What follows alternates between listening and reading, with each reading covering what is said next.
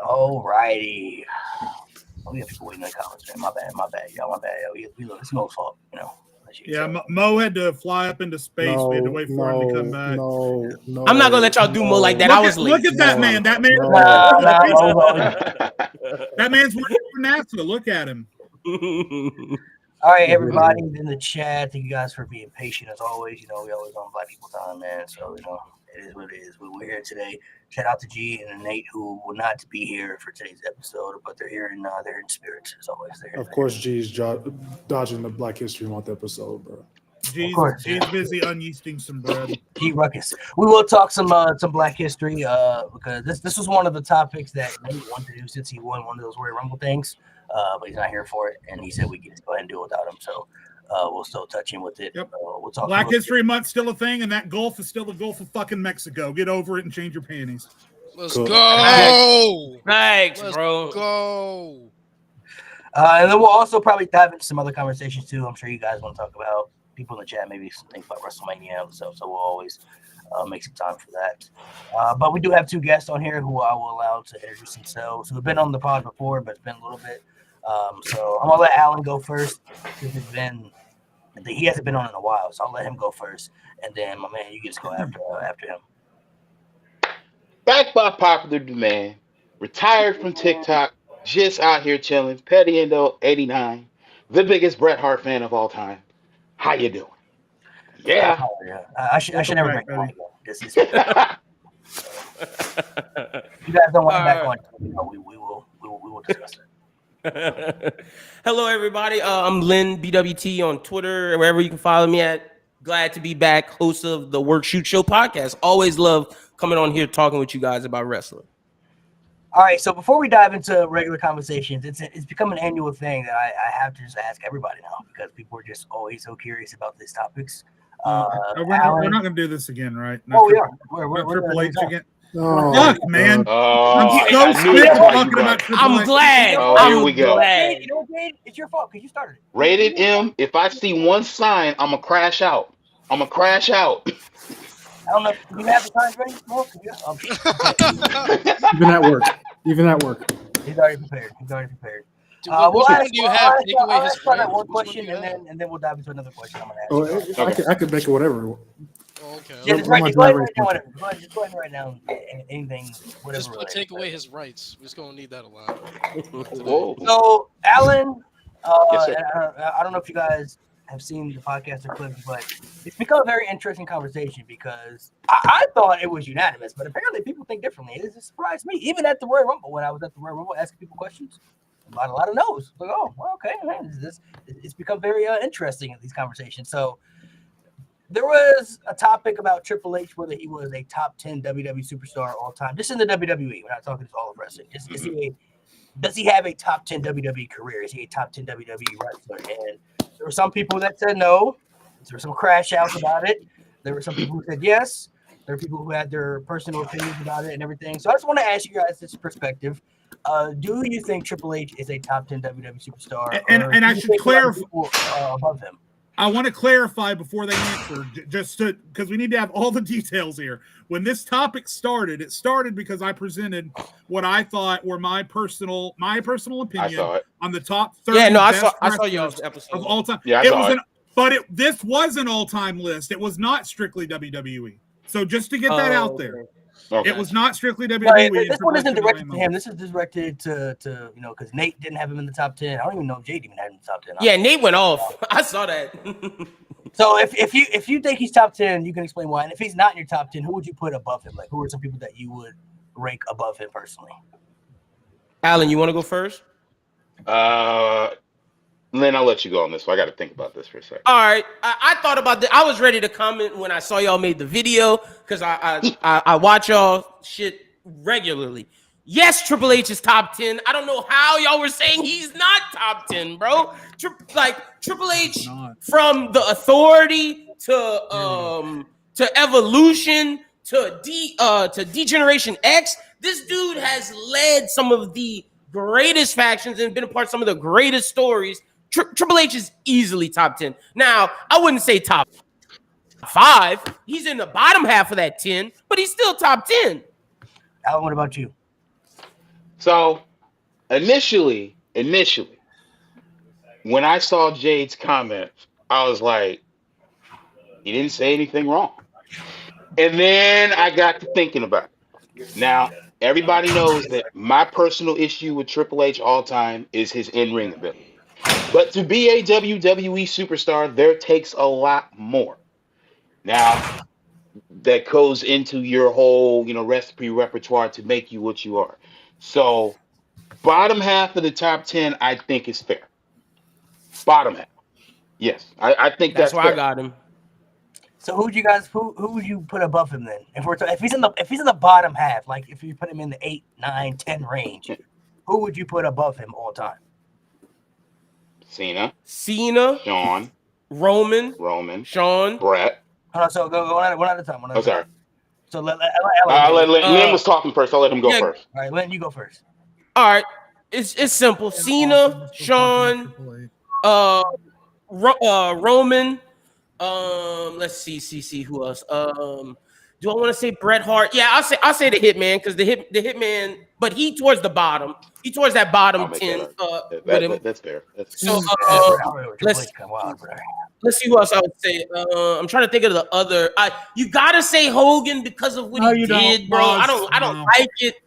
I don't like it, but Jade, I know how you feel. You don't make us kinda defend do. Hogan on BHM, bro. Jade, as a black man, I don't like saying it, bro. I hate saying it, but what that dude did outside of the ring is not what he did in the ring. So I'm gonna leave it at that. But I agree with you. He's a shit person. But I gotta say Hogan. And I gotta say Undertaker as well. Yeah. I think the problem is, and I don't mean to change the subject. I've never once brought up outside of the ring when it comes to Hulk Hogan. He's never said anything to personally offend me, so I can't speak on that. I just wanted to throw that out there. My argument is entirely in ring and political behind the stage worker and in and around wrestling. He's a good worker the same way that Spam is good meat. I don't know what to tell you, Mo. Hold on, but I grew up. We're talking about Hogan. My bad. We're talking about Hogan. Sorry, yeah, we're talking about Triple H. Go ahead. Also, I see Noah said Randy. Randy's up there as well, but Randy can fall on that back half with Triple H too. Neck and neck. Yeah, I got Triple H above Randy personally. Me too. What? That's fair. That's fair. There's longevity. I guess I can give it to you. The thing with Randy, I've noticed Randy. I don't mean to cut you off, Petty. But I was talking with this Mo the other week. Randy is one of those superstars that people don't want to have those uncomfortable convos about. They don't. True. They don't. Now, I'm not saying Randy trash. He's undoubtedly top 10, but Randy compared to a lot of the guys in the tent doesn't have a lot of what they got. Like, doesn't have a lot. When you say that, are you talking accolades? Classics. Or are you talking in ring? Yeah, we're talking about classics. Talk about from classic matches to classic feuds. Like a lot of the guys in the top 10, you can name roughly, around 12, 13 classics they got. Randy barely got 10. And Randy, that's fair. And a lot you made him count though. You said what? He did. He made some of those feuds count. He did make some of them count, but also there was also some feuds that he didn't have to put a lot of work in, per se. I feel like his feud with Daniel Bryan is a classic, but I feel like Triple H put more work in that feud, than Randy did. But it is a classic. I feel like Undertaker, even though Randy put in work. Don't do that. I was about to say how many. I feel like Randy did work. Undertaker carried more in that feud. Like Randy has a lot of feuds where instead of guiding someone, he's following somebody. While compared to like a Roman Reigns, like he's guiding somebody. Compared to like a Cena, like a Taker, they're guiding somebody. Triple H guiding somebody. Randy has a lot of feuds where he's following somebody. Cook, I give you that. All right, that's not bad. I'm not mad. I ain't mad at that. I mean, yeah. There's some valid points there. Because Lewis and I listed them yesterday. We were trying to figure out the actual classics, and we were just trying to We were kind of But struggling. in ring, Randy, outside of just feuds, in ring, Randy might be better than a lot of these dudes we got in the top 10. He just might not show it, like in terms of like you're saying, Luis, in terms of feuds, but in terms of in ring just alone, not too many dudes better than Y'all the bring Viper. up 09 in the chat. They're bringing up 09 Randy. Y'all acting like 09 Randy didn't give y'all one of They the didn't worst listen to the in actual all time. point. They didn't actually listen. Y'all to didn't listen. I never once It's mentioned in and 09. then out. Y'all don't actually listen to words. Again, Y'all just and in 09 and out. Randy had a lot of mid-ass matches. Story, it was I great, mean, but he had a lot of mid-ass matches. if anything, Yeah. 09 triple, what was it? 09 Triple H. That was somebody I didn't want to meet in the dark alley. Yeah. I was like, ooh. Chasing Broken dudes with a people. sledgehammer I think a lot of all up and people, down. honestly, a lot of people, not everybody. This doesn't apply to every single person, but a lot of people when they rank their top 10s, it's really based off nostalgia and their favorites. You know, I mean, people they Yeah. grew up on. Like certain people are gonna put Randy Orton, Cena, and all these people, and they undoubtedly are in the top 10. But there are some people who will put like these people as like their goats because mainly they're their favorites. You know what I mean? Like they grew up on these people. Like nostalgia plays a major factor in these conversations too. Like it's hard sometimes to separate that when your personal favorites are your personal favorites. Like we all like who we like. So when we're ranking something, it's hard sometimes to separate those things. So I think a lot of people when they always bring up the 09 Orton, that's what that comes to. That was their I year. will say, Here's I the will, thing, I, here's the thing, I will here's the say thing. though, This when it comes to chat's on my ass. Hold on, let me explain that part. Because chat's on my ass. Because you know what, 09 Orton, a lot of what y'all talking about is the character work. You're not bringing up the matches. So if you can list the matches, go ahead and do that. If you can't, shut the fuck up. I feel like with 09, I feel like with Randy overall too, why I have him locked into my top 10 is because a lot of guys in the top 10, a lot of them have very mid world title reigns. I can name you about 4 title reigns that Randy Orton was really good at. Like he had 2011, he had 13, 14. Oh no, I gotta chill. You said what? 07, that was the age of Orton. 07, like he actually has some very good quality world title reigns compared to a lot of guys in the 10. Like Triple H has a lot of world title reigns, a lot of them are subpar. You know what I'm saying? Yeah. Like even so that's how Randy is. People, would y'all put Cope? Name them. Is Cope in there? Is it like when y'all do this list? Do y'all have Adam Copeland somewhere, Edge somewhere in this? Who's Cope? Edge top 10 to me. Edge is in my top 10. Yeah, Edge top 10 to me. He has everything across the board, and I feel like what locked him inside my top 10 was his second run in WWE. Like that like the matches he had, the fact that he gave us 2 classic feuds out of that run showed that you don't have to have a championship to really be relevant to the product and to add. Honestly, if Finn Balor were to beat Edge at WrestleMania, I would count that as the 3rd classic feud he had because him and Balor were cooking. I feel like Edge. I just can't put Edge over Triple H though. I can't. I think it's an argument, bro. I think it's an argument, man. Edge, if you really look at Edge, Edge is really one of the most complete superstars ever. He checks off like every box. He can be a great heel. He's a good baby face. He has good matches. He's great at promos. He's great at storytelling. Like he can work with pretty much anybody you put him in the ring with. You look at all the classic feuds he's had with Taker and Rollins, even coming back after the injury and stuff. Like Edge is one of the most complete superstars. People I don't think rank him high because there are other superstars that overlap him when it comes to all-time greatness because Edge was never really that guy. You know what I mean? Like he was one of the best heels, if not the best heel of his era, but he was never the marquee guy, and that could tax him a little bit for some people. But I undoubtedly believe Edge is a top 10 WWE superstar. You look at his body of work, his accomplishments. He's just somebody that I think is like he's one of those top 10 that's like, you know, a low-key top 10 for some people because people don't really think about him when you talk about like the all-time greats. They think about the Hogans, they think about the Cenas, the Austins, the Rocks, the Romans now and everything, the Ortons, the Triple H's for some people. Like, I don't think Edge, you know, really gets in that conversation as he should be, but he's really a complete superstar. Like, I don't think he has many weaknesses in his game if you really think about it. That's fair. That is fair. Because Edge can do it on the mic. He can do it in ring. He had a tag era, like created some of the best tag team shit. That's fair. That is fair. My favorite thing Adam Copeland ever said. I don't know if I would put him over Triple H personally, but that's what I'm saying though. Yeah, me neither. They're kind of like him, Orton, Edge, Triple H. Like they're kind of in the same criteria as me. Like they're on that same where I rank them. They're kind of like close together in the rankings for me. Like they would be really close together. So. Do y'all think Seth Rollins is up there as well? Not yet. Seth is top 20 for me. I mean, Not if you look at his body of work, though, I mean, he has a top 10 career. I mean, if you look at everything he's done, I mean, Seth is top 20 to me. but I mean, it's Cause see, I'm putting Seth above Macho Man for sure. Whoa. Okay. I got to. What? Bro. Okay. I got to. Whoa. Out loud, I it mean, sounds crazy, but when you think about it, it's not far fetched. I But I mean- still give I it a mean, Macho. I don't, but he's I on give his it a way. Macho. Yeah, he's on his. I'll give it a Is he on his Macho. way? I mean, if you look at Impact. Where I have to fight back on that is Impact. Like Macho That's Man fair. to me is like top 5 promo to all time. Just Yeah. mic That's skills, not crazy. energy. Seth is not quite there yet, but this new Seth freaking Rollins that we've gotten for like the last 2 to 3 years is certainly comparable. Obviously, you got the crowd like whoa, But all if of you that. really hold on to play devil's advocate, if you really look at his career, he's never had like a dark time besides one period, and he was able to kind of revamp himself really quickly. Like he came in with the Shield, one of the greatest groups ever. When he split up with the Shield, he's put into the Authority, got the Money in the Bank, first ever cash in at WrestleMania. The classic matches he had in between then and everything, and then You talk about 2019 Impact like the Shield, bro. The Shield. Yeah, man. that alone.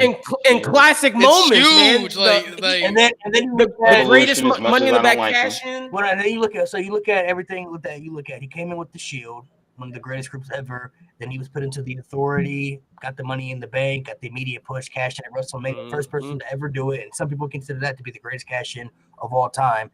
The classic True. matches he's had in It should between have that been. time frame, and then 2019 was the worst year he had, but that was strictly due to booking and like pairing him with Becky Lynch, and then the stuff with the repetitive storyline with Lesnar, and then having him feud with the Fiend. But he was able to revamp himself really quickly going into the Messiah, and then he went from the Messiah to the Visionary. So, I mean, Seth Rollins is kind of like, I feel like Edge. He's like one of them low keys. Like people don't talk about him being like in the top 10 or one of the greats, but he's got the career, he's got the body of work, he's got everything. You check it off. Like he's just not. I feel like what holds Seth back, honestly, if we're being real, he's just in the Roman Reigns era.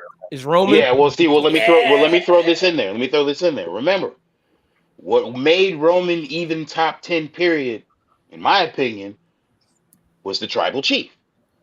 Before Facts. that, were we about to argue that Roman Reigns was top 10? No, absolutely. No. Hell No. no. But I will to Roman's defense, people overreacted how his career was. Like he had a very bad time period, but he was also coming off of a very good world title run in 2016. He obviously the Shield stuff. Like he was having a very good career before they booked him to death.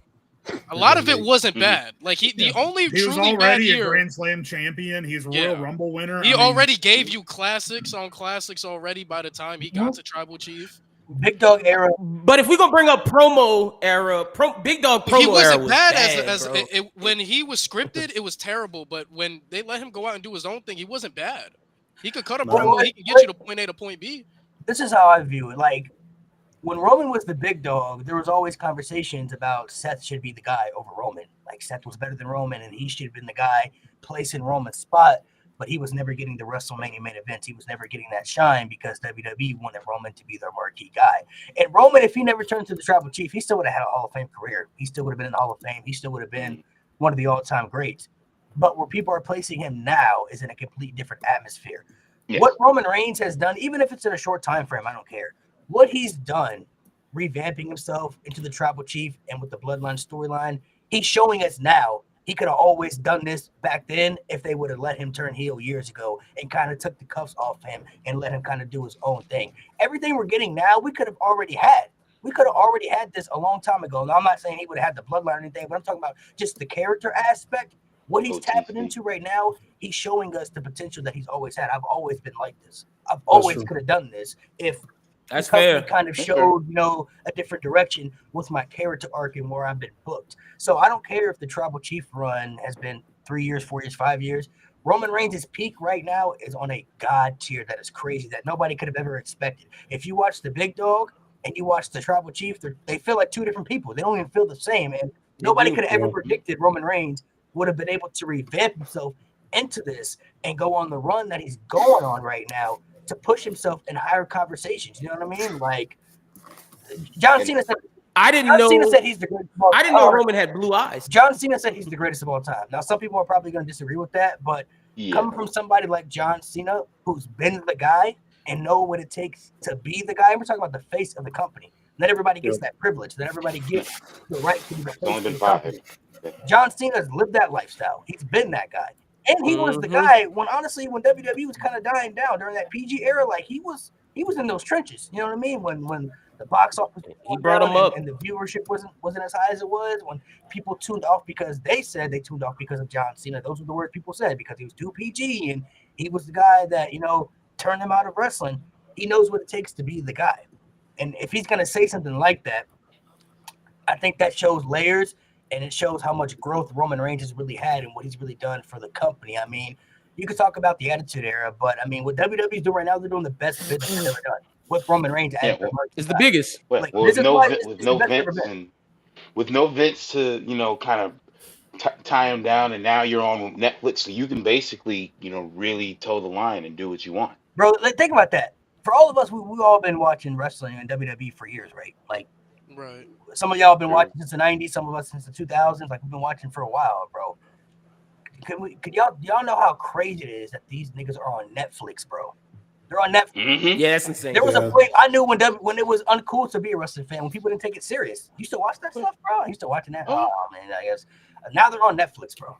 They're literally on the biggest streaming device in the world. Like, that's how far this has come. You know what I mean? And I saw someone predict that wrestling would overtake and be the third biggest American like sports thing, and I could see that being a case 100% for what you're saying, Malik, because they're on Netflix. They're ahead of the curve. Listen, They always not been. only that, I would go so far as to say that with baseball refusing to catch up with the 21st century, and I'm a huge baseball fan, so it pisses me off that they won't.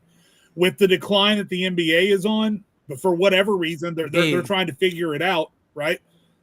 Aside from if you're talking about international soccer, which is a completely different animal, when it comes to the United States, I would put the NFL number 1 and WWE number 2. Like there's nothing, no finals, no World Series, no hockey, nothing is aside from the Super Bowl that is bigger than WrestleMania. Nothing. And they're in Las Vegas this year. Literally the entertainment capital of the world. So in the same year that they moved to Netflix, they have a 2-night WrestleMania at the biggest entertainment central city in the entire world. So miss me with all this bullshit about wrestling's for kids. Wrestling died in the 90s. That wasn't even true 20 years ago, much less now. So miss me with all that bullshit. Wrestling is maybe it hasn't quite reached the peak, the live peak that the Attitude Era reached, and I blame that on social media and the internet and dirt sheets, because back then people went to these shows completely blind and had no idea what to expect. And now when you go to the Royal Rumble, you've read enough fucking dirt sheets that you know who's going to come out 1 to 30 half the time. So I blame the excitement level for wrestling on social media and the internet. So because of that, maybe it will never reach the live peak that the Attitude Era reached, but that doesn't mean they're not trying. Now, there are things we discussed before the show started. There are things that could improve. A 3-hour SmackDown was a mistake. The tag team division in WWE is awful right now. Wrestling's never going to be perfect. But as far as a business, there's nothing that matches the WWE with the exception of the NFL. That's it. Yeah, I think so too. I still got wrestling third, but I agree with I you think so saying, too. What people also have to understand when you bring up the Attitude Era, like the landscape of the world was just different. There were so many things they did on TV that you just can't do in today's era, that you can't get away with. Not to mention pop culture, I think, plays a big factor, because in the 90s, pop culture was so huge, not even just with wrestling, but you talk about music, you talk about television shows, movies, and everything. Like just the environment of what the 90s embodied, which is completely different about its popularity hype. You know what I mean? So doesn't WWE have its own studios? They do. Yeah. They have. Yeah, I mean, how many wrestling promotions in the history can say that ever?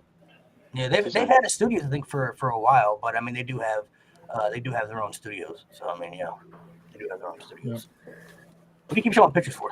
Somebody in somebody chat said said all somebody black in the wrestlers chat. are. Said something Yeah, dumb. somebody said all black Said some wrestlers dumb are jobbers, shit. so I had to show them black. And they black champions. themselves. God damn it, bro. Man. Yeah, that shit is. On I Black had to History show, I had to Month. show What like the current, I had to show hell? current Chad, black hold champions on. because they're Chad, saying I don't black like being wrestlers like are this with y'all. jobbers. What's up with y'all today, bro? What's going on? Luis, Like, sometimes you is gotta Trick pop a off jobber? and show your phone. Dude, they rage bait. I ain't paid.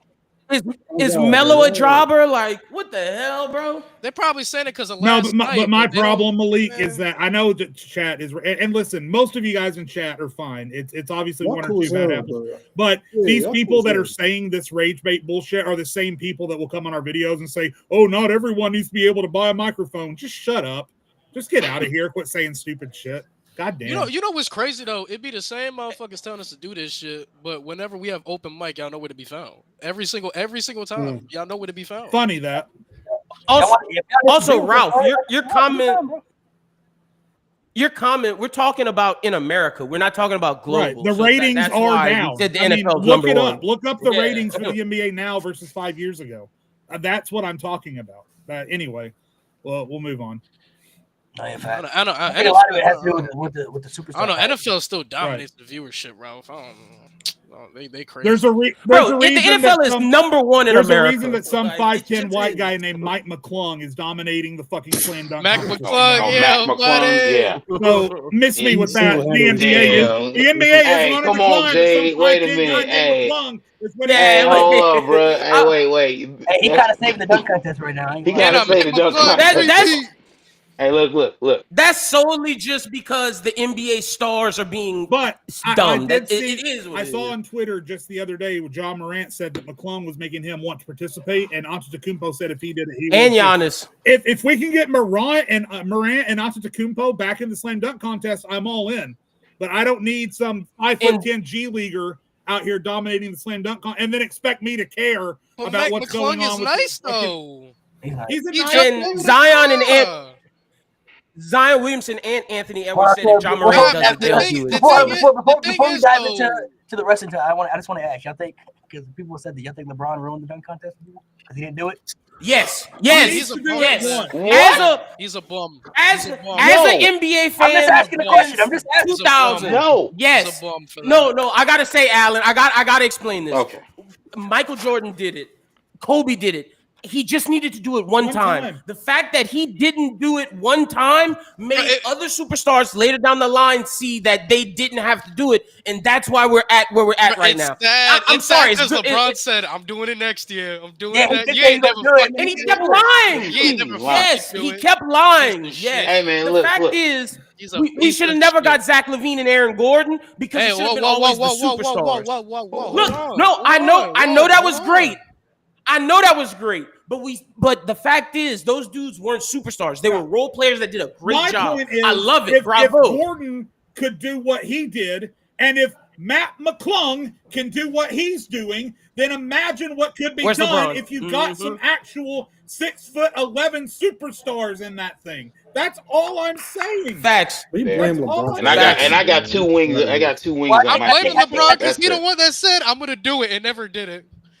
It's got to be No, as it the was face live of the on league. TV. He said, "Next year, I'm putting my hat in there. I'm putting my." And he hat in didn't there." do it. 2009, he did say that. He did say that. Bro, He did he's say a that, bum though. for that. Man, Like as the I think- face of the league, he should have did Man, it. LeBron must be- You just an angry I Heat think fan. I think who left. LeBron gets taxed though. Why would I be? He gave us 2 rings, LeBron bro. I gets can't be that. angry. I can't Were you a be Heat fan? angry. Yeah, I can't be angry. He gave us 2 rings. I can't be angry. Hey, he gave I'm us not, I'm one. not gonna say it's entirely his fault, but I will say because of his name value, he would have brought a lot to the contest because people wanted to see him in the contest. And then there was the one year he did say he was going to be in it, and then he didn't do it anyway. So it's like, all right, Yeah. that's what's open. And he made stars be like, should I Y'all have to do believe this? Should I LeBron's risk? words, bro? Should I risk injury? And a lot Like, of people, and honestly, I think a lot of people don't do it now too, is because it's hard. It's really hard to create new dunks. It's already been done. Like It's all been done. there's Yeah. I don't know. If Mac McClung can find 3 new dunks to do, I think everybody else can find some dunks to do. And those are like kind of you Fair- kind of see, fair like, I enough. see those on social media. Fair enough. I've seen those. Like, Bro, Mac not McClung NBA. jumped over a No. fucking car. I don't want anybody to tell me about no Blake Griffin. He jumped over the I was hood. about to say, Mac Blake did that McClung shit. jumped over a He jumped fucking over a car. guy and dunked 2 balls at the same time. But look, Malik, Like, you are come right. on. It we've is seen the that, fact. though. is the fact that No, not What on the are we level he did. talking Not on the about? level he You know, did. he did 3 balls in a dunk contest at one point. That's That's 3 balls, but the way JaVale Cook McGee did that. it, though, Yeah. man. Yeah, like it's already been done. People have done this. And even if But you let me haven't done tell it in the you. NBA, you can find it on social media. I'm not going to argue because he's proving my Watch point. out, but- man. As a big NBA fan, I think it's not about the dunks. I think it's the fact that when stars did it, they got to show their personality, and we got to get behind that. Like look Yeah, at Dwight. like, Dwight bringing out the Superman, doing all that, and then Vince he Carter made- when he was like, "It's 12-foot over, rim. it's over." yeah, 12-foot, that's it's crazy. the it's the personality combined with the dunks, because the NBA, whereas the NFL, you have a helmet, you don't get to know these people. We see the stars, and it's like, okay, this is amazing because the stars are doing it. We get to know them. So what I'm saying Hey, is, like, hey, I bet you Aaron Gordon's popularity went up with that dunk. Oh, 100%. Mascot. oh yeah, 100%. yeah, that was They crazy. said, "Who the fuck is this?" But I'm Aaron like, Gordon- a lot of I don't even know who that dunks was. you've You know seen what have makes it already better, been- though? You know what they've makes that already dunk been done. better? Like, you could go back and look at dunk contests, and some of them might not hold up the same because you've seen people just do it so much now. So it's just like That's real because I watched that one Dominique and Jordan one not too long ago, and it didn't hit the same. Nah, you Yeah, gotta Dwight- watch. You gotta, nah, if you watch you it, in the gotta 80s, watch it in the lens of when it mind-blowing, came out, right? though. You gotta But watch now it. Yeah, it's no, like I still respected it, how but many it times- The didn't hit the Dwight same. one, if you look at Dwight's, his dunks weren't good. It was just the He threw the ball. personality. And that's the thing, man. It's like we want the stars in there for the personalities of it. Bro, Rashad McCants blew out a cupcake and had it still. No, on the you- back of the rim. You talking about that wasn't McCants, that was was it light skinned McCants? dude. It was Green. Yep. Gerald Green. was Yeah. it? Yeah, Gerald Green blew that shit out. That shit was crazy. That was the Dwight year, I believe. I'm like 90% sure. They try to be creative. They try. Oh, it was. Yeah, it was Joe Green. Yo, man, that was funny. All right, so before we dive into the Black History Month topic, there is one more thing that I want to do because I haven't been able to get the clips of everybody doing these. So we're gonna do it one more time. It's called Pick Between the Two, and we're gonna just give one answer. One answer, Brian. No, you People just gonna hate me today. basically how this works, Alan.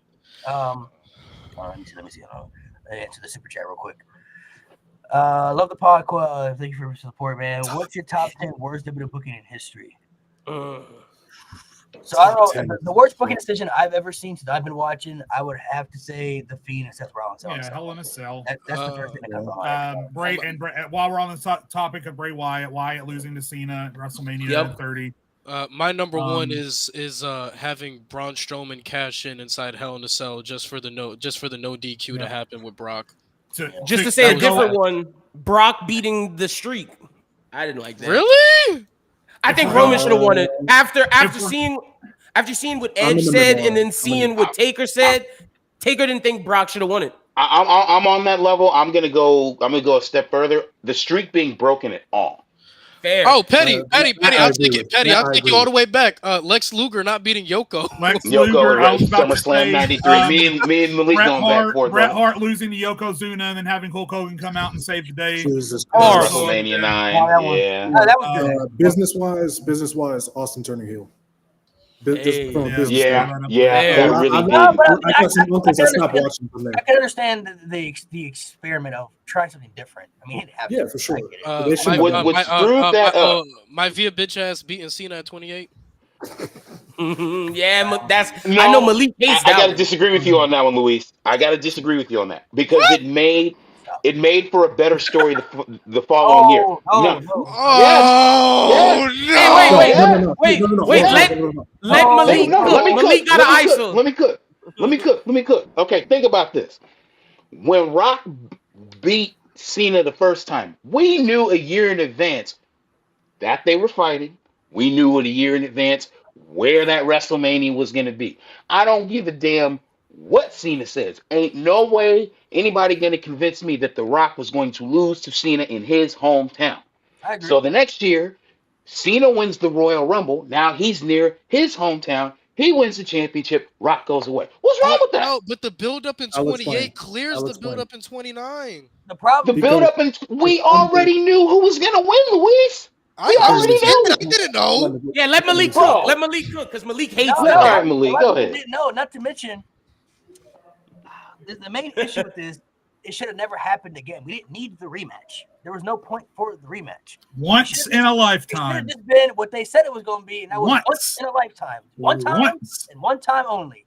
And this should have been the match just like when Hulk Hogan came back, pass the torch to John Cena as the guy. He's the guy now. He's been the guy.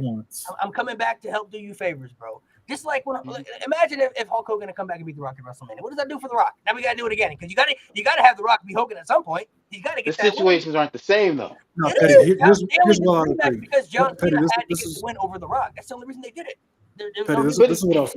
Go ahead, Mo. Go ahead, Mo. Go Not ahead, to Mo. mention, they had to do it again, and then it cost CM Punk the WrestleMania main event, which he should have got. Okay, I agree. Okay, I agree with you there. The only thing I would have switched, I would have put CM Punk and The Undertaker last. Then he still would have gotten the main event, and it would have been the match of the night. The Cena Rock 2 match was not as good as the first one, probably because The Rock got hurt in the first 5 minutes. But there is something to be said about storylines of getting your get back. We just saw Cody this past year, after losing to Roman, get his get back. It happens, especially at WrestleMania. I don't think there's anything wrong with it. But it happens, but Here's what I'll it should agree. never This happen is- for that particular story, for that match. go ahead, Mo. Here's what I'll say. The problem is they fumbled it between 28 and 29. If you were gonna have Rock beat him at 28, it should have led to an actual downfall of John Cena, and he should have turned heel from it. Fair. If you weren't gonna do that, there was no point to him losing to The Rock at all. And to that point, Mo, if Cody loses to Cena at Mania, he's got to turn heel. Because if you're gonna keep him babyface, I agree with that based on that thing right there. And if he loses to Cena, that brings up a bigger problem. And Homelander. because if you go back to the night after Cody won the championship, he anointed Cody the new leader of this era. If you have him lose to Cena, and I get it, it would be over a year, so he would have at least had the title over a year. But what does that say? Get this. Because Cena's on his way out. He's not staying, and then Cody got to go over. Look at it. Cody got to go over. Look at it from this I POV. agree. Look at it from this POV. If you've seen The Boys, you look at somebody as the leader of an era. You give them the keys to the kingdom, and when something bad happens, they abuse it. So now you have the chance, even though Cody is an over-ass babyface and he would do great work as a heel, you have a chance to build somebody else up that could potentially match him and benefit from that. Because Cody at this point is solidified. He's already solidified. Yeah. So if you turn him heel after I he agree. was pointed as the face of the new era, turn him heel after Triple H gave him the keys to the kingdom, and he turns heel, it's a big fuck you, and it leads to a great story. I mean, it That's brings what I'm up saying. Cody, we loved you. Cody, we loved reign, you when you were but Cody. fair. We loved you when you were nothing, or no. Cody, we hated you when you were nothing. Loved you when you have everything, and then Cody has a real reason to turn on people. Like, bro, like y'all wasn't rocking with me on my lowest. But that's my point. I'm hot. If he loses, he has to do what you're. I agree with you. I agree. He has to I turn agree. heel because I he agree. can't stay babyface. If you're gonna keep him babyface, he has to beat Cena to do what Alan's saying. This is the guy. This is the passing of the torch. If they turn him, But I also feel like he doesn't need to, in a sense. Cody's Cody. yeah, he doesn't. He doesn't need to. He doesn't I think need one of to. the biggest reasons they never turned Cena heel during his era is because I think Vince was always fearing like who's going to take his spot as far as like the Make-A-Wish is, the merchandise, like who's going to be that superhero that people look up to. Cody's right? also not that young either. I feel like now. No, but I feel like now, if they wanted to, if they really wanted to turn Cody heel, they could put Jay in that spot, like as that superhero guy that people look up to, like little kids. Like he's that over right now. Like and then the Anawai family gets another notch up on their history. yeah, You right, Malik. You are right with saying Jay, but I just don't know if I'm not saying they will be the guy. Yeah, but I'm It'll saying probably be I'm Roman. talking about it's the baby face. But that's a pass. The baby It face. has to be Jay. yeah. Because It if could it's pass. Roman, then you're going back to you're essentially going back to Roman. This is why I was afraid we were going to get a Cody Roman 3, because I'm like, if you have Roman beat Cody, then what was the point of the last 2 years? Thank you. So Cody would have. Yeah. I think the next time they We face doing- off, it's going to be Cody pick between winning. the two? Yeah. Let's do it. All right. So how this works, Alan and Lynn. Basically, I'm just gonna name 2 wrestlers, and you just tell me what superstar you think is the better superstar between the 2. Right? No, you don't have to explain why. You can just you can dive into it a little bit if you want to, but you don't have to necessarily like Okay. explain. So Just say the answer. Gotcha. Yeah, so we'll go one at a time. We'll start with Mo, and then we'll go to Jade, and then Lewis, and then I don't like Star. Lynn, All right, and then let's do we'll it. go to Alan. So whatever, we'll let everybody take turns and go. So like it's just who you think is not your personal favorite. So you can't be biased here. Like who do you think is just the better superstar between the two? And you're talking about just the overall factor of like you got to match up. Tito, he never said that. This is why we say y'all motherfuckers don't be listening, bro. He never said that. He never said that. He never said that. This is where we y'all get offended when we say. Yeah, I never said the face of the company. He never said face of the company. He never baby said face that. wise. But y'all want to get bitchy because we say y'all don't be listening. Proof. Exhibit D. I mean, that's not supposed to be to work. They never listen. They hear one thing and then that's all they hear. It's hear one side of it. So Too busy typing. Alan, Lynn. So like I said, it's based off who you think. Like when you match it up, you're thinking of like okay, promos, in-ring ability, impact, all that stuff. Like okay, who Everything. like basically how you would rank who you would rank higher above them all the time. Like who? All right, I would put this person higher. All that stuff. And some of these may be easier than others. I guess it just depends on your preference. I just kind of matched up random people. So pick between the two. We're gonna start with Shawn Michaels or John Cena. John Cena. Shawn Michaels. As recently as 2 years ago, Michaels, but now John Cena. Are we going in order? Yeah, we're going in order. It's supposed to be you now, Louis. Oh, my bad. That's cool. To me, I'm sorry. It's Cena. Clearly, I'm sorry. Cena. Sean. It's fair. We got two Seans. Oh no, we got one Sean and we got 4 Cena. Okay. I think it's arguable. I'm not going to argue, Sean. But It's definitely arguable. It's Definitely. arguable. It's Cena just outweighs him too. Also, Impact it depends on Michael. what you're talking about. Like obviously Shawn Michaels is like one of the best in-ring wrestlers of all time, but we're talking about who did the most for the business. He has it working. Cena just more complete to me personally. It's just who you think you would rank higher. So I mean, that's just your personal opinion. Well, I only said it because I have Sean ranked number 1 all time anyway. Go ahead. Well, if he's your number 1, yeah, that's valid. Okay, Yeah, if I hear my goat, let's go. Come on. Next two, Edge or Seth Rollins? Edge. Yeah, I've got Edge right now. Edge. I'm going with my heart, man. Seth Rollins. I'm gonna go Edge. I'm gonna go Edge on that one. I think Edge is a better wrestler overall. Jade, who did you say? I've got Edge right now. Could change in 3 years, but I've got Edge right now. Okay. Roman Reigns or Triple H? Triple H. Let me think about it for a second. Man, that's a hard one. Man, you got this is what separates the men from the boy. Roman Reigns. Come on. He stalled like he ain't know his own. Triple H. Can I ask a question? When you ask this, do you mean like can I take in consideration Who you would rank higher, bro? Who you rank higher? Who do you rank higher all the time? It's just off the cuff. If you're making the top 10, Roman. who's higher? Roman? Malik, I'm gonna put my camera back so I can do it this way. There's my answer. You come a long way out. Chad split down the middle too. Love you, Roman. When we went to WrestleMania 38 3 years, he was the biggest. Casino said Chef from South Park. That wasn't an But I option. had my Okay, reasons. valid. I had my reasons, and my my reasons were valid, Malik. Cody Hater Things too. have You changed. come a long way. Valid. Thank you. Come a long Chef way. Gordon Ramsay. All right. Roman clears. Oh my. Low key, Adrian. Low I key. mean, not crazy to say at this point. I mean, Clears. Yeah, but y'all need to clears. stop. Y'all, yeah, this that shit we talking about, bro. Clears? Relax. Clears. I love Roman, but clears. respect it. Next one, Jeff Hardy or Cody Rhodes? Oh, Jeff Hardy or Ooh. Cody? Ooh. So can I ask, are we doing like a totality of pro wrestling, or are we doing just WWE? No, totality. Oh, that Oh, makes my answer easier. Hey, Jeff. that makes it way Jeff. easier. Who you Jeff. rank higher? The whole time. Jeff. For now, Jeff. Nah, I've got Cody already. Jeff. Oh wow. Jeff. Cody. I mean, two Royal Cody. Rumbles, back-to-back WrestleMania main events, Cody. not to be a third, not Cody. to Too mention everything sweet. he did in AEW and on the Indies. Like, Bullet Yeah, Club. Cody.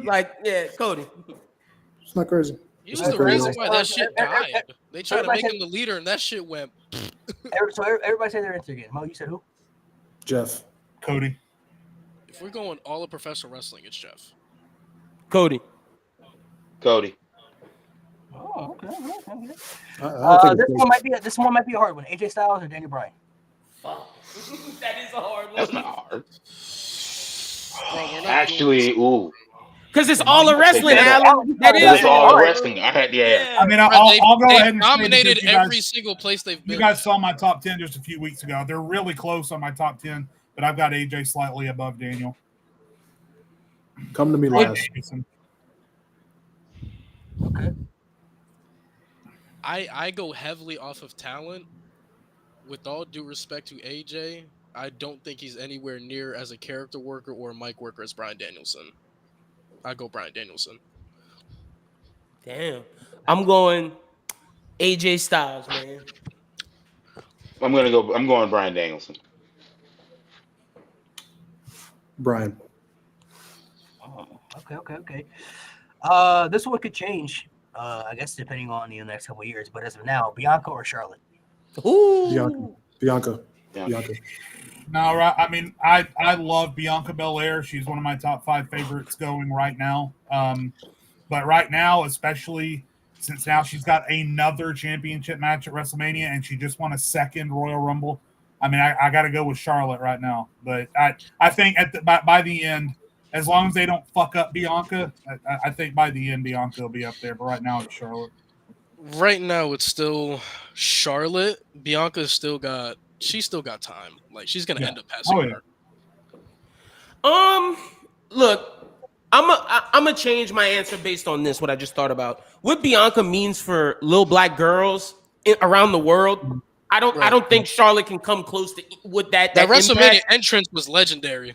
I don't think Charlotte can come close to any of what Bianca like means to people in the real world. So I'm going Bianca. I'm agreeing with Mo. Ain't no way I'm finna say Charlotte on Black History Month. It's Bianca Belair. It ain't even that, Bianca's like, entrance at Mania, what is it, 38? That Sure. shit was fire. Charlotte Yeah, had a 38. title reign. Oh no, it was Charlotte had a 39. title reign to level 39. Bianca. Because I was there, it was I'll in just say, by the way, we haven't even seen. I mean, it's been what 4 years. We haven't even seen heel Bianca Belair on the main roster, Which is crazy. Like, when- Which is crazy. Crazy. when that shit turns and we see you don't go here, Bianca Belair going crazy on the main roster. Bro, if she Let gets me ask another y'all- title reign, it's cooked. Do y'all think she goes heel? Because I could totally see them At keeping some her point, as the Cena route. Eventually. I gotta They see have the to do it right landscape. though. And And it has to be potentially against the right soon person. based on what they do with this Jade Cargill stuff. Honestly, I'm not gonna lie to you. Just based off crowd reactions right now, I could see her turning heel on Rio because they really love Rio, bro. Like That's a Mm, perfect Yeah. main event they right match there. up against each other.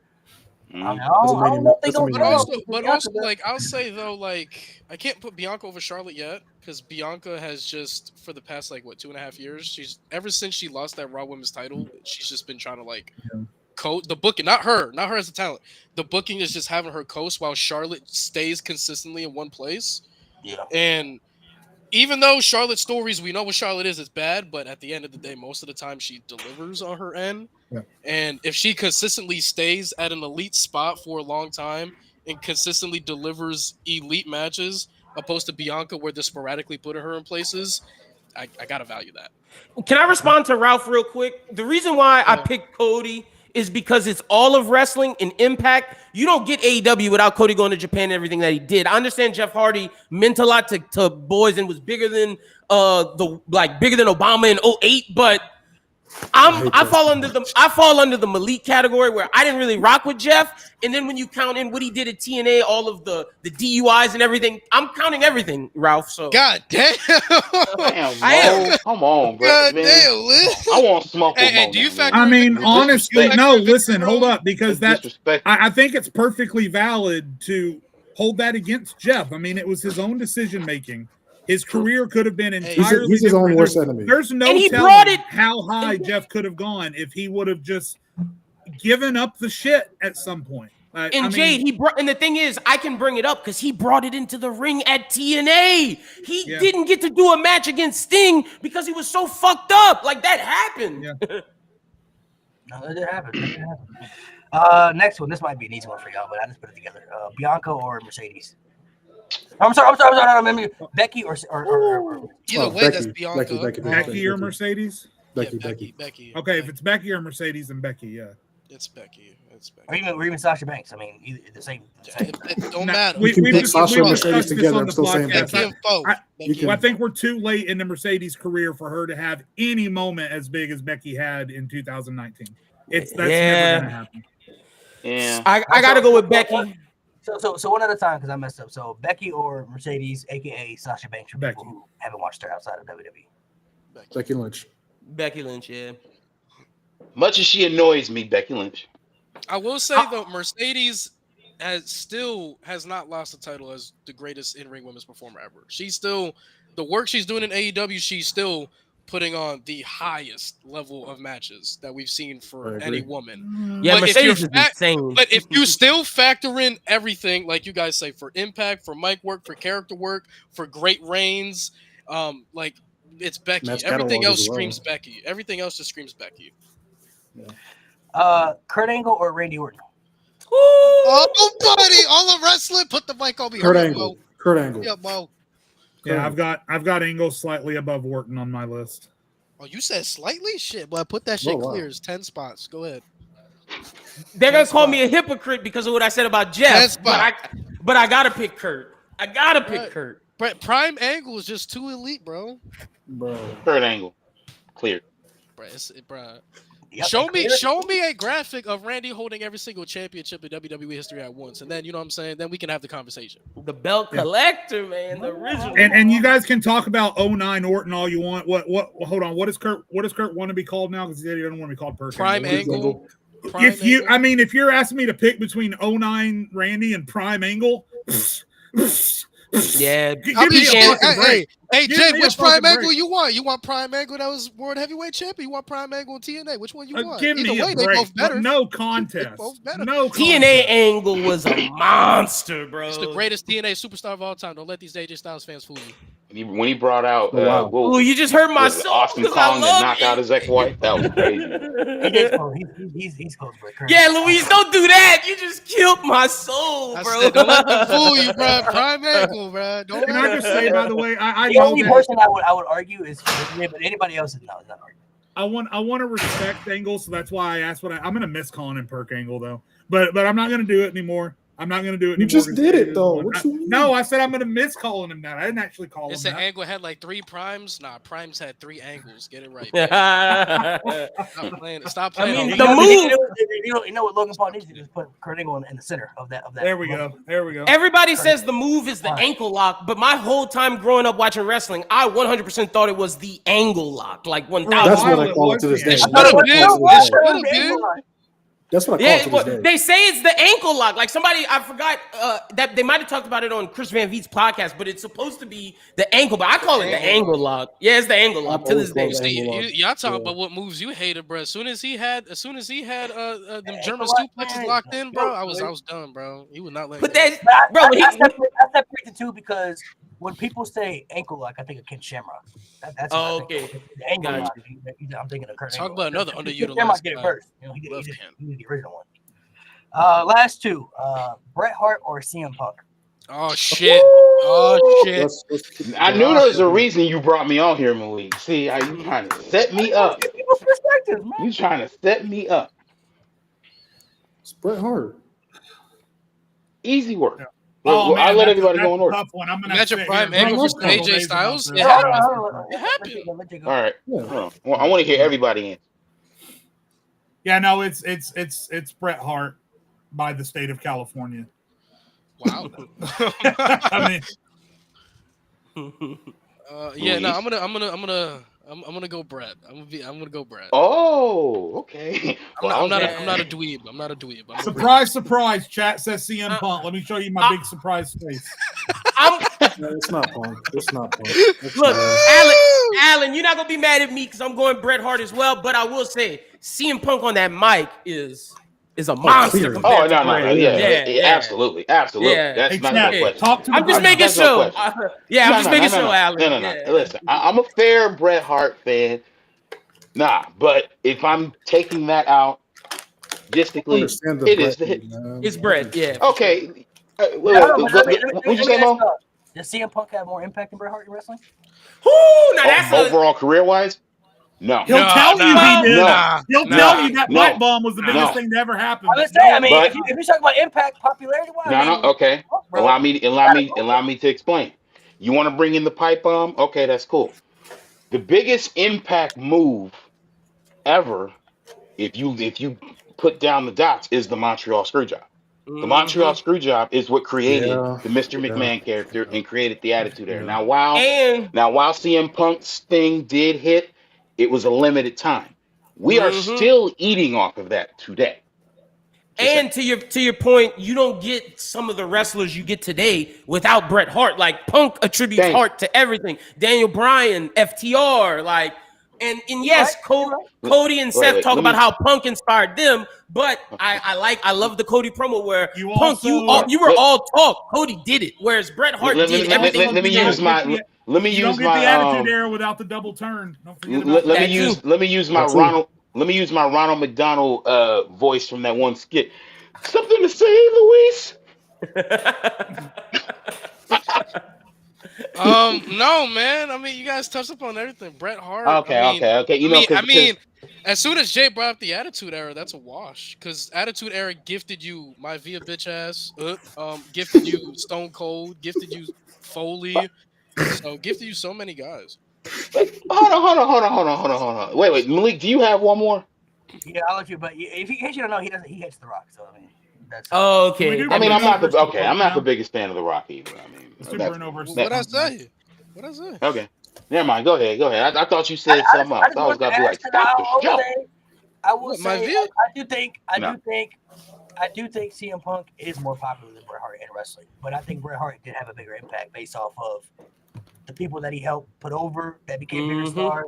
About the Montreal Screwjob that played into it, even though it was a downgrade to Bret Hart, but I mean that led to a bigger purpose for the company as a whole. So I just want to ask, because CM Why Punk people call him Bret only an in-ring merchant? He's also a good storyteller. And the people He's the Bret most- influenced. I mean, too. Malik, you already know how I Hold feel. on. I won't go into They it. go I've said Mo, it they too many go times on your Hold show. on. Lewis So I'm gonna saying leave it is alone. blowing my mind. Lewis saying Bret is a good blowing my mind. storyteller. I just prefer Owen, but Bret's a good storyteller.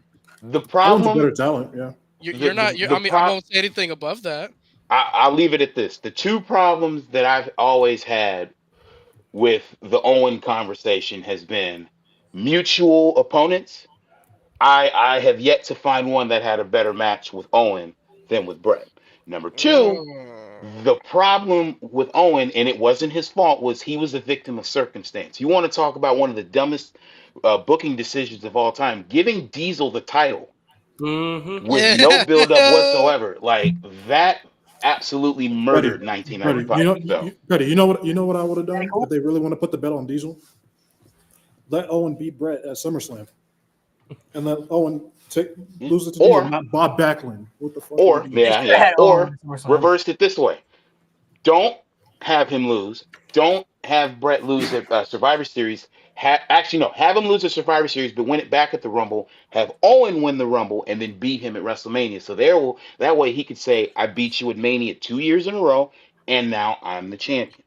Are you really the best there is, the best there was? The way they were portraying Diesel, like Royal Rumble '95, that shit was ass. That shit was crazy. Fucking Kevin Nash has been I was hot.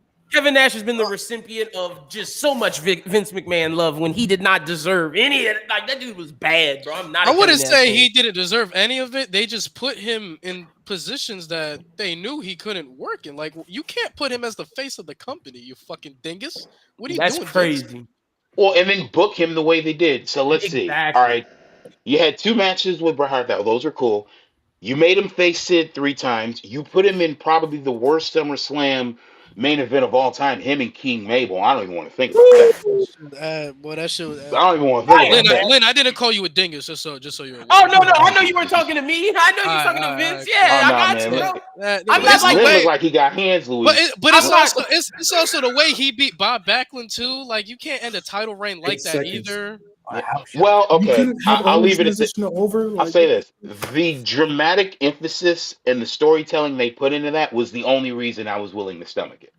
It's like Owen has got everybody thinking, "Oh my God, he feels so sorry. He's been treating his brother like shit," and then he tricks his mother, into throwing in the towel, and then runs off and cuts. That is the best part of that whole match. That is the best part of that whole match. That's the only reason I've ever been able to stomach it. Other than that, I've been like, otherwise that match sucks. What's the last one, Malik? Last one, Rhea Ripley or Bayley. Oh, fuck me. All time? I'm gonna get on Rhea ass. Don't worry. That's the toughest one. That's tough. Well, you don't like Rhea? I feel. I wait my turn. Okay, sorry. I mean, I I'm gonna still, go I Bayley. yeah. Wait, I who you still have said, to Mo? remember- Bayley. Who did Mo for say? now. Bailey? Okay. Yeah, for now. I still have to remember Bailey in NXT, and just based on that, I still have to say Bailey because Bailey in NXT was something else. Rhea Ripley's popularity has put her in combos with people that she don't belong in.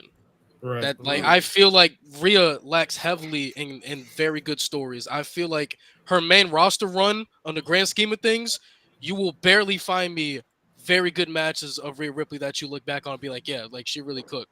I feel like Rhea's popularity has helped her in these conversations, but when you really break the whole career down on the main roster, she is very weak in a lot of areas. Incredibly weak.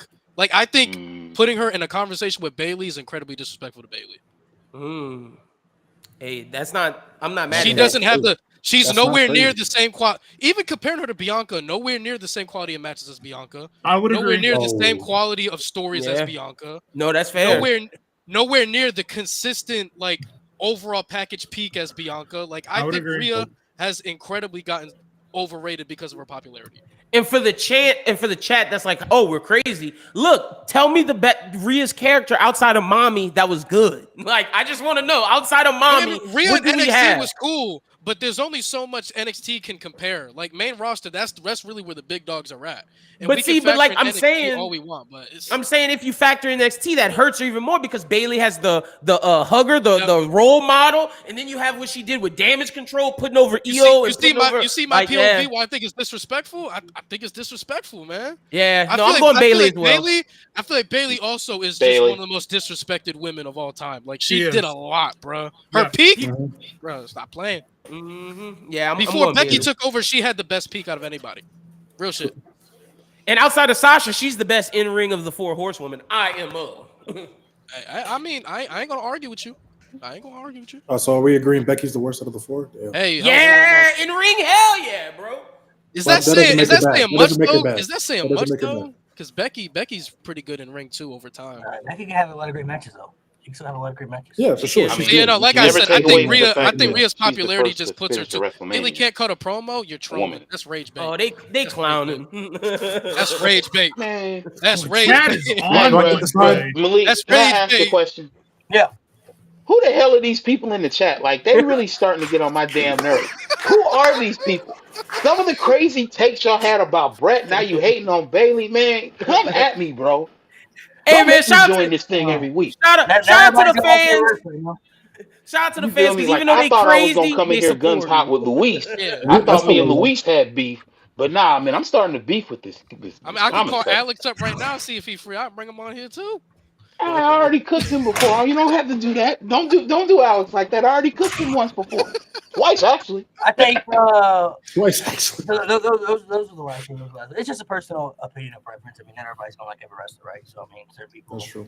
I don't know how certain people watch certain things, so I don't know what they view and what their criteria is when they watch it. I Hey, can't speak for everybody else, so. Rhea, one of them ones people don't want to have them convos about. She still got Hey. a long way to go before y'all put her in these top 5 convos, these GOAT comp. No, she's Luis is popular. right. That's it. Mommy merchant, like people want to talk about Jey Uso being a yeet merchant. Well, hey, Rhea is a mommy I merchant also because want like to say this though. I'm not saying Rhea Ripley doesn't have these talents. I'm not saying she's bad on the mic. She's pretty good on the mic. I'm not saying she's a bad in-ring worker. She does have some matches where she actually cooks. But on a consistent level, she doesn't have enough for me to put her on a fucking level with Bailey. She don't. Like, do She y'all don't think have her a title peak. reign?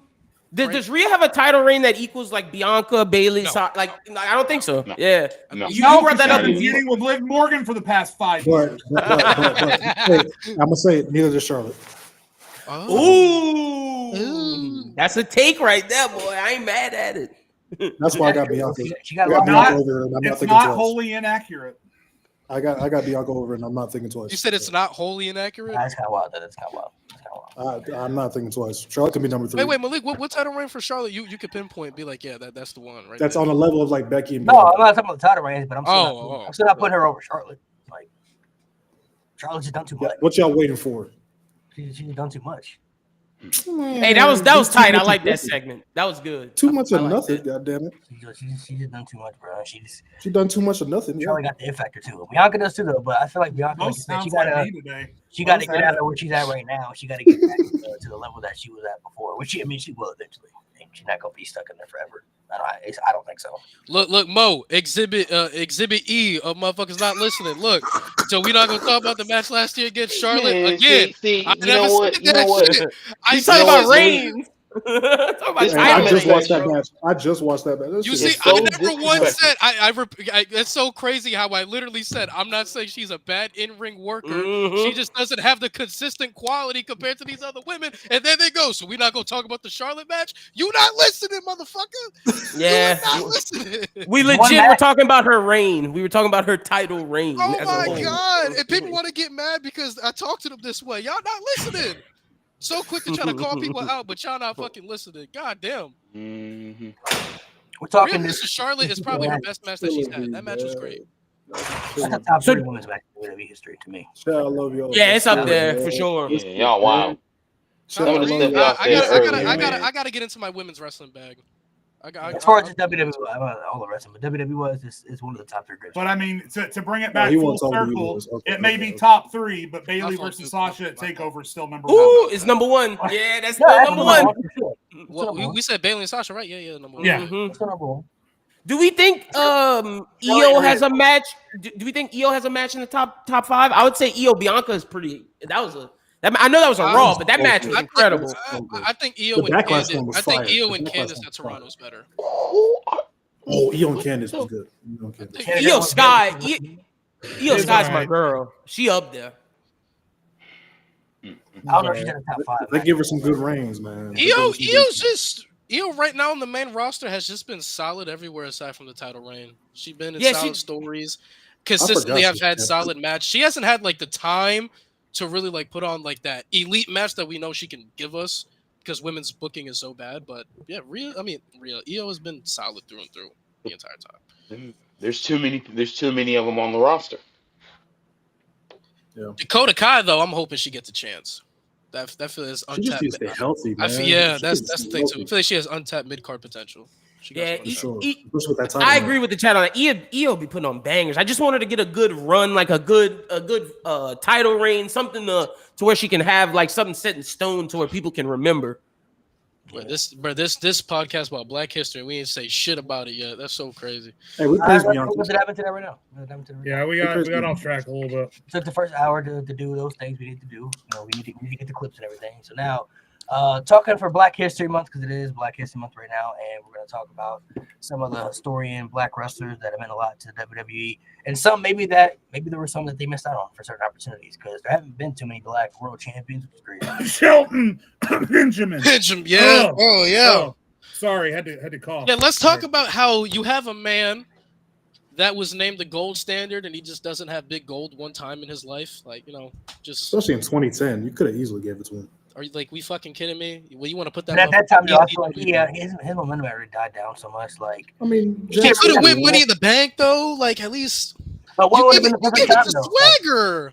oh, Give it to 2010, Jack Swagger. Yeah, 2010, that title was already dead anyway. And the thing is with him, they kept putting the fucking. Do you know how many WrestleManias in a row, if you go watch them on Peacock or whatever right now, that he walks out for a Money in the Bank ladder match with a mid card title around his waist?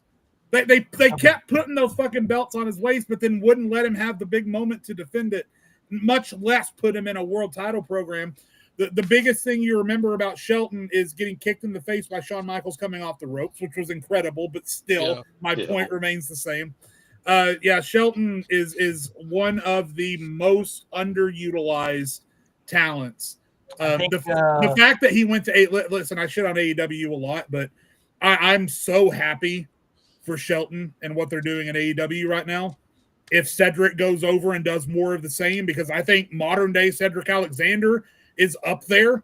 Cedric, I mean, is incredible in the ring. Maybe he can't cut a promo, but neither can a lot of the guys they use in the main event right now. But either way, yeah, Shelton Benjamin, old school, and then Cedric just released modern day. Two prime examples of guys that just were not utilized to their full potential. So was the question Black wrestlers that didn't get utilized the right way? That's just kind of where we went. I Yeah. feel like Okay. Shelton Benjamin, looking at a time frame, I don't know when they would have put the world title on him just based off everybody they were already clearly investing into, especially during that reconstruction time. Maybe after that time frame. But I feel like honestly what hurt him was just a lack of personality. That's just what I think that held him back, why they didn't want to push him, was just a lack of personality because his athleticism and in-ring ability was some of the best like in that It's era. insane. You know what I mean? Like it was the type of matches he could have with pretty much anybody you could put him in the ring with Jericho, Shawn Michaels, Triple H. You know, he was having countless of really, really good matches, but I don't think they really viewed him on that level of somebody we could put the world title on. But then again, I don't really use that argument to tax him because they put the world title on the Great Khali. So Put him on. if You the put Great him on Khali could be Jake the world fucking heavyweight champion, swagger. if the Great Khali could be the world heavyweight champion, Shelton Benjamin could have been the world Could have champion. been. Yep. One time. Good Lord. Yep. I agree. I also, if I had to say someone today, I think Montez Ford, man. And I know people talk about like they don't want him to split up. I don't want him to split up either. But Montez has in-ring personality, and you don't have to break them up to where they aren't a tag team anymore. You can just say Montez is going on his own run, and I think he deserves. But That's a I guy. want, Definitely. like, we want that so bad. I feel like his time could still come. I don't know if they view him in that same light. How old is Tez? Like, I don't know. He's in his mid-30s. I feel like he's 38. I could be wrong. He's 34. He's 37 or 34. 34. Oh, So he still got some time Time. because Jey Uso is about to be 40. Well, it took a little bit for the Usos to get to that point. It did. Hopefully around when he's like 38, he can get that time. Because Tez is a dog, bro. Yeah, Yeah, Malik, it's weird. didn't Shelton win a title that he didn't know he was gonna win? It was a taboo. What IC was it? title. The IC. It was against Jericho, right? Yeah. I think the conversation becomes weird when it comes to how WWE wants to utilize certain people because Shelton falls in the same conversation as like Cesaro, where it's like really good in the ring, everybody wanted to push, but then people said, well, he can't cut a promo, he lacks personality, which I is never it's said not Cesaro. wrong, but it's like but I don't want, Yeah, like other you already people- said, Malik. I don't want to hear that argument when they were able I'm to gonna find get time that- with I'm gonna Jack get that. Swagger and the Great I don't know. I Khali. feel like he put all I that was just saying, personality shit to that's- bed with his Ring of Honor World Title run. that's where I'm going. Like that conversation, they only use it with certain people. Like Cesaro and Shelton Benjamin, yes, may have lacked personality and promo ability. We get that. Right. But they were over at one point. People wanted their pushes. And then there were superstars that were really less than them that got opportunities like Jack Swagger, like the Great Khali, even Jinder Mahal for some people. Even Won at that time, championships the Miz was nowhere near in 2010 what he ended up being 5 to 7 years later. Yeah. The fact that they were able to find time for the fucking Miz at that time with what he was and what he was capable of doing to have that. Nobody run. knew what Vince was doing with Sheamus. Miz. What the fuck you doing? I couldn't believe it when Miz won. I was like, what? Sheamus is another one you could throw out there too. That's an interest. See, Sheamus had something to build off of though. Like he came out of the gate like smoking people, being a brute. Like so, they at least had something to build off of. Sheamus got the most backwards career I've ever seen. But winning the WWE title, Really do. Yeah. That fast out on Benjamin Button. I would say though, for me, you brought up Shelton Benjamin, somebody that I felt that could have been a world champion who definitely had the personality, definitely had the character work and everything, especially back in his prime. I was really into MVP, bro. I felt like he Yes! Yeah. Yo. I agree. Yo. Oh, man. MVP was tough, bro. Like, He had it going. you can't tell me MVP had personality. He had all that. He had Yeah, all he the had all good- Entrance. he had the in-ring, he had the Entrance, in-ring ability to put on finisher. the matches, and he had promo ability. Like, MVP was checking off boxes, bro. Like he could. And the fact that he went train, like, I forget, it's jujitsu or something, whatever he trained to, like, make himself that much better. Like, dude, MVP had the package. And New Japan even saw it when he went there, and they made him one of their first champions of that new belt. Like, they believed in that guy. He's the inaugural Intercontinental Champion. Yeah. The uncomfortable conversation of it all, if you look at it historically, is that unfortunately, if you really look at it, for the most part, black wrestlers have a ceiling. Yeah. Alan, do you They're think- held to a ceiling. Do you think his past played into it? Because I feel like Vince might have played like, oh, this guy went to jail, we can't put our belt on him type shit. I mean, sort of get the Well, scene. no, because there are plenty of people Yeah, that Vince yes. made champion that had sketchy careers Yeah, and Jeff questionable ethics. I'm just saying from a historical standpoint, it's like, okay, Ron Simmons, Farouk, as we all know, is the first black heavyweight champion. He never went any higher than In that. WWE, You know, he was just a it literally took an act of God to even get The Rock to where he was. Like Booker T had to struggle in WCW in the tag ranks for years before he finally got a chance. And then WCW got sold to the WWE, and then it was years before he was. So what I'm saying is, if I put it to you this way, if you look at the figureheads of every generation in WWE since Vince bought the company, none of them are black. True, I agree. So you see, a guy. I mean, The Rock, but like, yeah, no, I get what you're saying. I totally get. A guy. I feel like they misuse so heavily, and I truly feel like if he was handled right, he probably could have been in these top 15, top 20 conversations, especially with how if they would have booked his peak right, and that's Mark Henry. That Hall of Fame run. I don't know how he's not killing everybody. I don't know how he's not holding that championship for a year. I don't understand. Like he could have had probably the most dominant peak ever. Mark Henry makes no sense to me. Like Mark Henry is the world's strongest man. Dude can talk, has personality. Instead, you have him having a baby with Mae Young and getting a handout. Like that makes no fucking sense. You know what's so crazy is WWE actively. It was hard. It was hard, Malik. But I'm just saying, like the dude was a comedy guy when he's the world's strongest man, and you're not gonna like let this dude be champion. You know what's crazy though is WWE actively tried to sabotage this man's strength by like quote unquote accidentally fucking up on some places, but like bending the frying pan, ripping the chain off clean. Did it himself? Yeah, bro, he did that shit himself, and they were trying to make it seem like he really not like that. And they were supposed to leave that door open. Yep, like all that shit he did, like, bro. Mark Henry, he proved time and time again he was like that. And they never. I think Mark Henry more than anybody should have been a champ. Well, Mark Henry was the world champion, but his should have been booked better.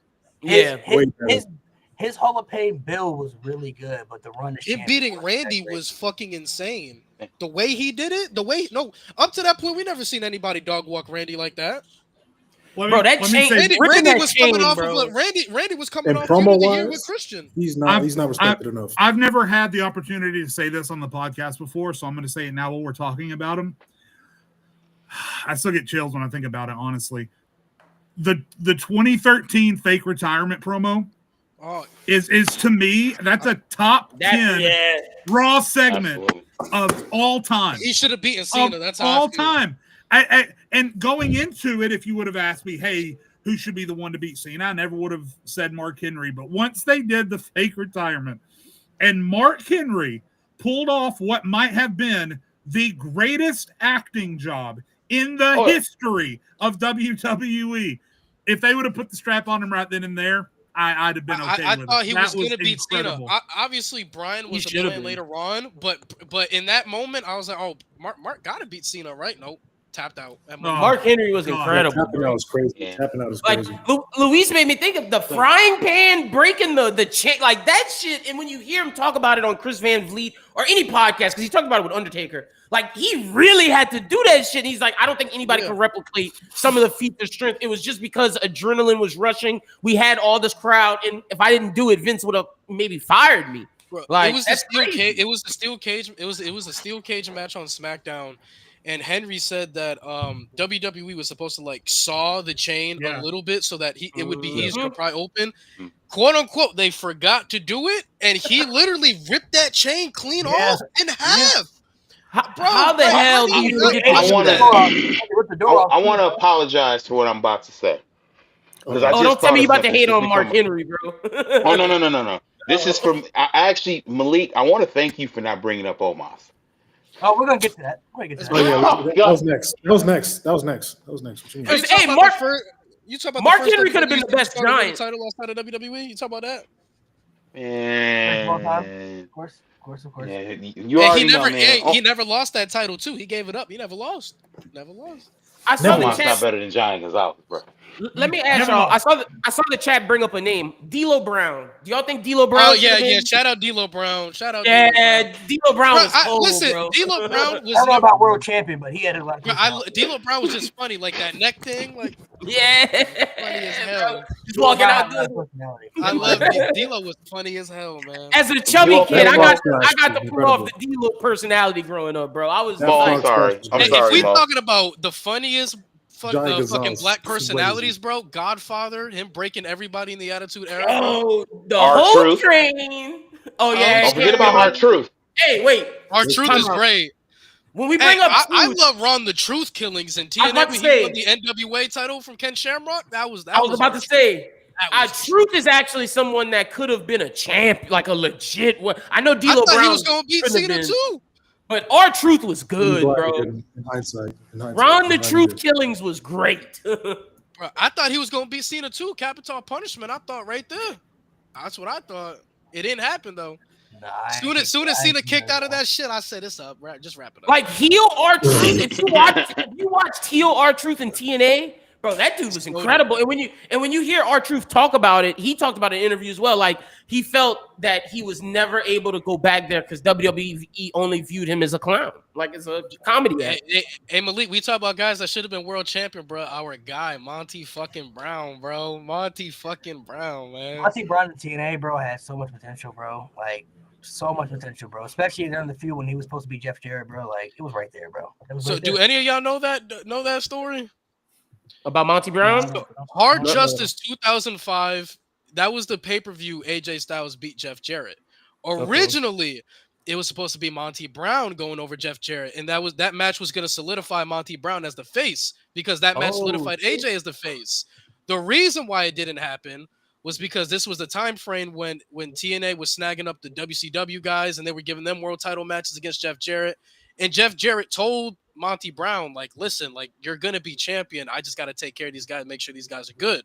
And Monty Brown ended up telling Jeff Jarrett, WWE has offered me a contract. I'm going to go over there and see how that goes. And he ended up going to ECW. Damn, that's fucked. Hard Justice 2005, that was supposed to be Monty Brown instead of AJ. I did not know that. I did not know that at all. I did some rough digging. Bro. That people there were no dirt sheets back then like that. Another one that people brought up in the chat. It's really crazy that Crime Time was never the tag champs. Not even. They should have beaten Jericho, bro. Oh my god. And not only that was were they not champs. Oh, please let me go off on it. Yeah, not only were they not champs, but I loved Crime Time. That gimmick was a little bit problematic. Obviously, it was racist as well. It was racist. But as black kids growing up, that's I know. We loved it. Everybody on my block dressing exactly like Crime Time. It was very. Y'all understand, bro. It was very stereotypical. But that shit was good though. I mean, listen, they made it. My area, bro. Every black kid loved Crime Time. Yeah, every person I knew that liked Crime Time, we had the bandanas on our knees, bro. Crime Time was so lit, bro. Yo, wait, Crime Time did that shit with Cena where they busted that limo, bro. They had aura. Aura, bro. They had unlimited aura. Me and my friends dressed up as Crime Time for Halloween. Let Alan say something. Huh?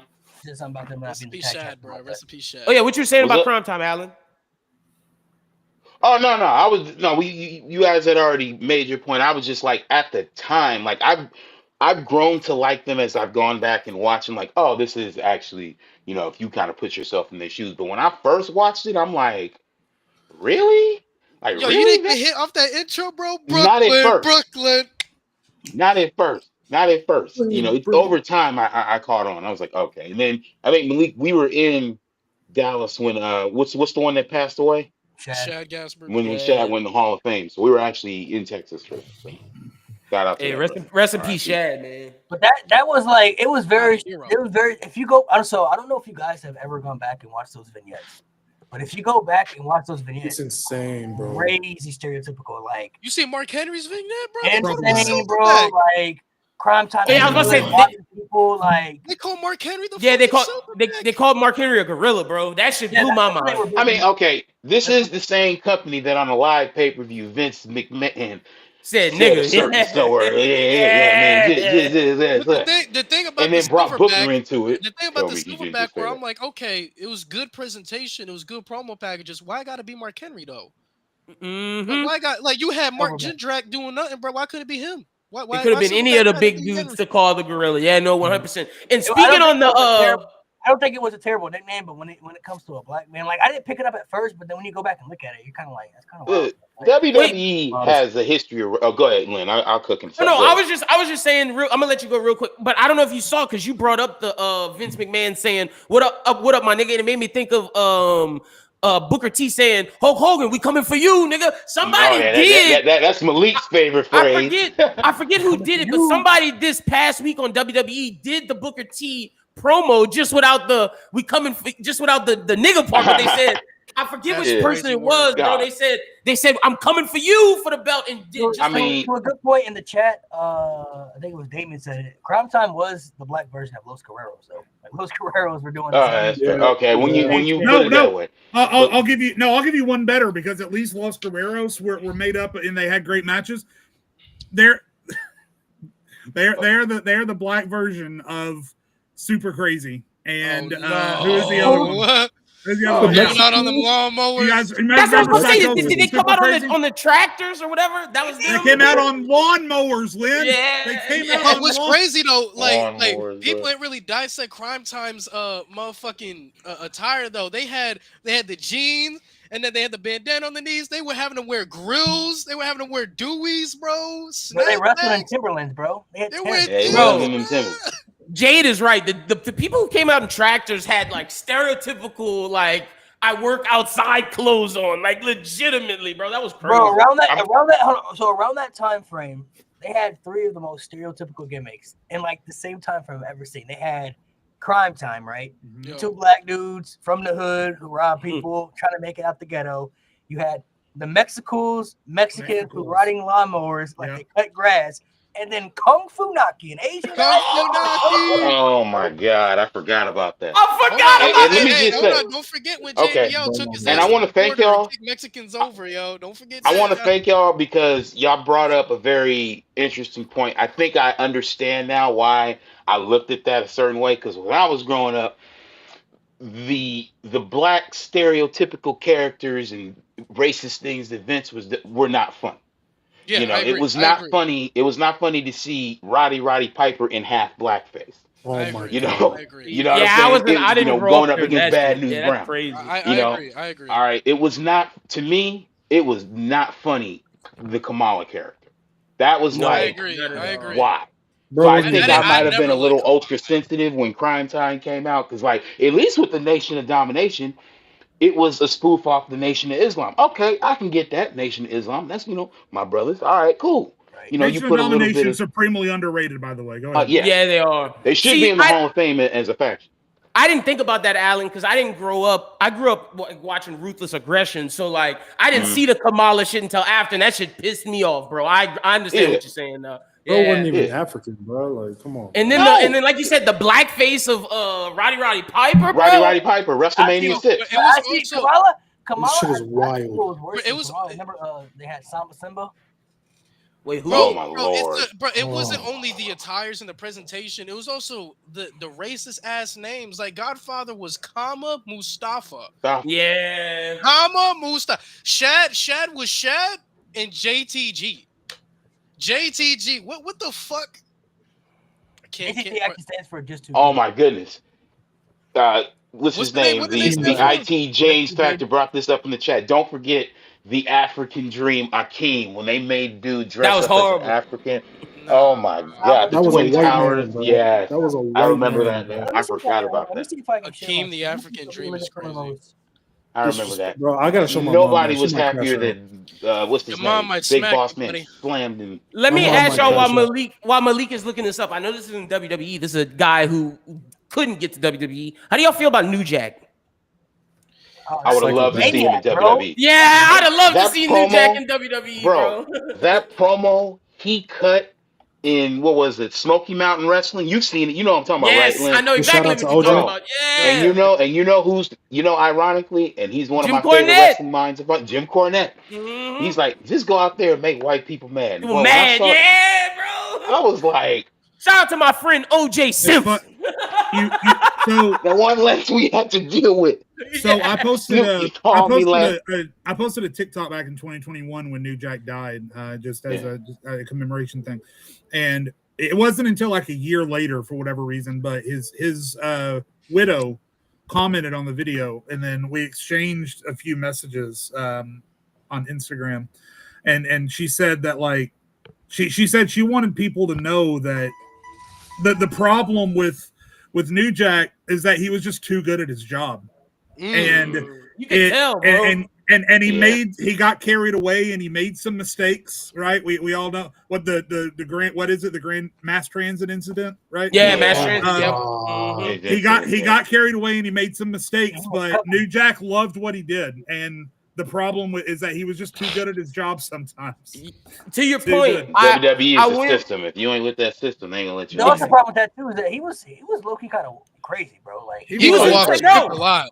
He was going up in matches, bro, and stabbing people. Like he had so much trauma. Go watch the New Jack documentary, because that's when I went back and watched old New Jack matches and know what Alan was talking about the Smoky Mountain Wrestling promo, because I was so interested after that watching the documentary. People talk about Mass Transit, but there's one worse after that when he threw the dude off the top and it fit. Off the scaffold. Yeah, when he only luckily that was Vic Grimes. If he doesn't hit the table, that dude dies, like legitimately. And the intent was to actually kill him. So in that match with Vic Grimes, New Jack, I believe, didn't because he got dumped. Tased. Yeah, New Jack got dumped on his head. It went back where they had a match. It was the year before. They did a spot where the dude fell on New Jack's skull and cracked his skull, and the guy never apologized for it or said he was sorry or anything. So like a year later, he comes up to him, and New Jack ain't really forget that. He still remember that. So he was out for blood, bro. And the dude never came see him in the hospital, never talked to him. And what's the dude with the cane that had the stick with him all the time? I forget his name. But he used to smoke cigarettes. He was like Steve Austin before Steve Austin. He was like, when he saw New Jack walk in that locker room and he saw that guy. Sandman. Yeah. When he saw him walk in, he said he knew what time it was. It was on and popping. In wrestling, there's a lot of unwritten rules that a lot of people don't know about. It's something my coaches had to tell me. Like, if you injure somebody, you got to talk to them. Either one, you take them to the hospital yourself and make sure they're good, or you got to check up on them in any kind of way, because people don't forget that shit. Nobody's gonna forget. Probably. It's like a woman who's pregnant that got left by their baby daddy. They don't forget that shit. Yeah. Probably one of the most. That's a wild comparison. Oh no, my bad. You go ahead, Alan. There, Malik. I don't know if you remember this. I'm retired from TikTok, but there was a TikTok about what was the most what if moment, like what if. I said if Steve Austin never recovered from that injury when Owen dumped on his head. Oh, WWE dies. Yeah. Owen never apologized. I didn't know that until Steve said it. Really? Oh, yeah. Wow. I didn't know that until Steve said it. That's crazy. Hey, Lynn, you want to blame LeBron again? The ratings gonna be down because he's not playing in the All-Star game. I just had a parlay on LeBron wilding. LeBron is wilding. But look, look. Before we We get to already that, know who won the NBA championship this year. Just stop. Real quick about New Jack. I know Malik and Mo both said he was crazy, but he was due to the trauma that he went through as a younger kid with his dad beating his wife, beating his mom, and all kind of shit. And like he took that into the ring with him. Like, and the drugs didn't help. Like, if we had a sane New Jack, bro, it would have been insane, bro. Like, the dude could cut a promo, was good in the ring. New Jack's one of those what if stories. He was a good extreme wrestler. He was a good extreme wrestler. Yeah, you're right. You're right. But to look at the stereotype, so WWE did have a time frame where they had a lot of stereotypical gimmicks. Not even just with black people, but a lot of stereotypical gimmicks. Yokozuna, bro, he wasn't even Japanese. Like, what? Hey, bro, he pulled that off, though. It was racist as fuck, but it pulled it off. He pulled it off. He did. And it actually led to, and Malik, I'm only bringing this up for context, but WrestleMania 9, the promo Hogan cut right before that bullshit match, he did use the term JAP. Oh, he called, yeah. If you go back and watch that promo, I think it's still on there. Damn. Too. I did not know that, bro. The one that always pissed me off, but he ended up being a Hall of Famer, was Junkyard Dog. Simply because you let him come to the ring with a chain on his neck, bro. I'm like, if that music didn't hit, I would have been. And Vince, and the crazy thing is, Vince did not book him right. So I got some inside info on this because my grandpa was best friends with Ernie Ladd, the Big Cat Ernie Ladd. Oh yeah, rest Big in Cat peace. Ernie Ladd, yeah. Big Cat Ernie Ladd lived 15 minutes from my city. He lived like a city over, and him and my grandpa were friends. And basically, Bill Watts was the person who really looked out for Ernie Ladd and Junkyard Dog. Mhm. And basically, Vince McMahon came to Junkyard Dog with a bunch of money, promised him that he would be the face, the star, Yeah, with a lot of just to get him to WWE and then make him look like a clown. So I hate how they did JYD. He did the same thing with Dusty Rhodes. Yeah, he did. I heard JYD didn't fuck with the gimmick either. He No, he did not at all. No. Because he didn't fuck. Okay, so people try to say it's the same gimmick that he had with Bill Watts. It's not. Right. No. The way that Bill Watts presented him was this underdog fighter who fought for all of Louisiana, who was this like not just promoter, like savior for black people. He was a savior for all of Louisiana. Whereas in WWE, Vince just thought, oh, this is just a dog. Like, let me put the chain. Like, it was more to that than what Bill Watts was doing. Vince stripped all of the stuff that made him a legendary figure in Louisiana and just kept the dog chain and that shit. Yeah, that's rough. So look at some of these stereotypical. So somebody already brought up Kamala. Oh, ew. Oh my gosh, bro, I hate That's- that shit. Presentation, the paint. This is a crazy one, bro. This is Saba Yeah. Simba, bro. Wait, what is I what? remember that. Saba Simba. This is I don't know if I ever saw that. Tony That's Tony Atlas. Tony Damn. That was Yeah. Tony Atlas. That's Tony Oh Atlas. no, dude. bro. Look Is at he that. co- Look at that shit, bro. Bro, Did Tony he Atlas really was come out too with a good, fucking bro. shield and weapon? He was too good for that shit, bro. Oh. Tony Atlas didn't deserve that shit. Oh. No, well, no one deserves that. But like Tony Atlas was actually incredible Black in the ring. Like wrestlers that's have crazy. truly came a long So what way. is- dog. What is one stereotypical gimmick that WWE did that really upset y'all? That you knew was like this is not right, bro. Let me look This is that wrong. up. Y'all know what y'all doing, Strictly y'all black doing- or just all around? anything. Curran White.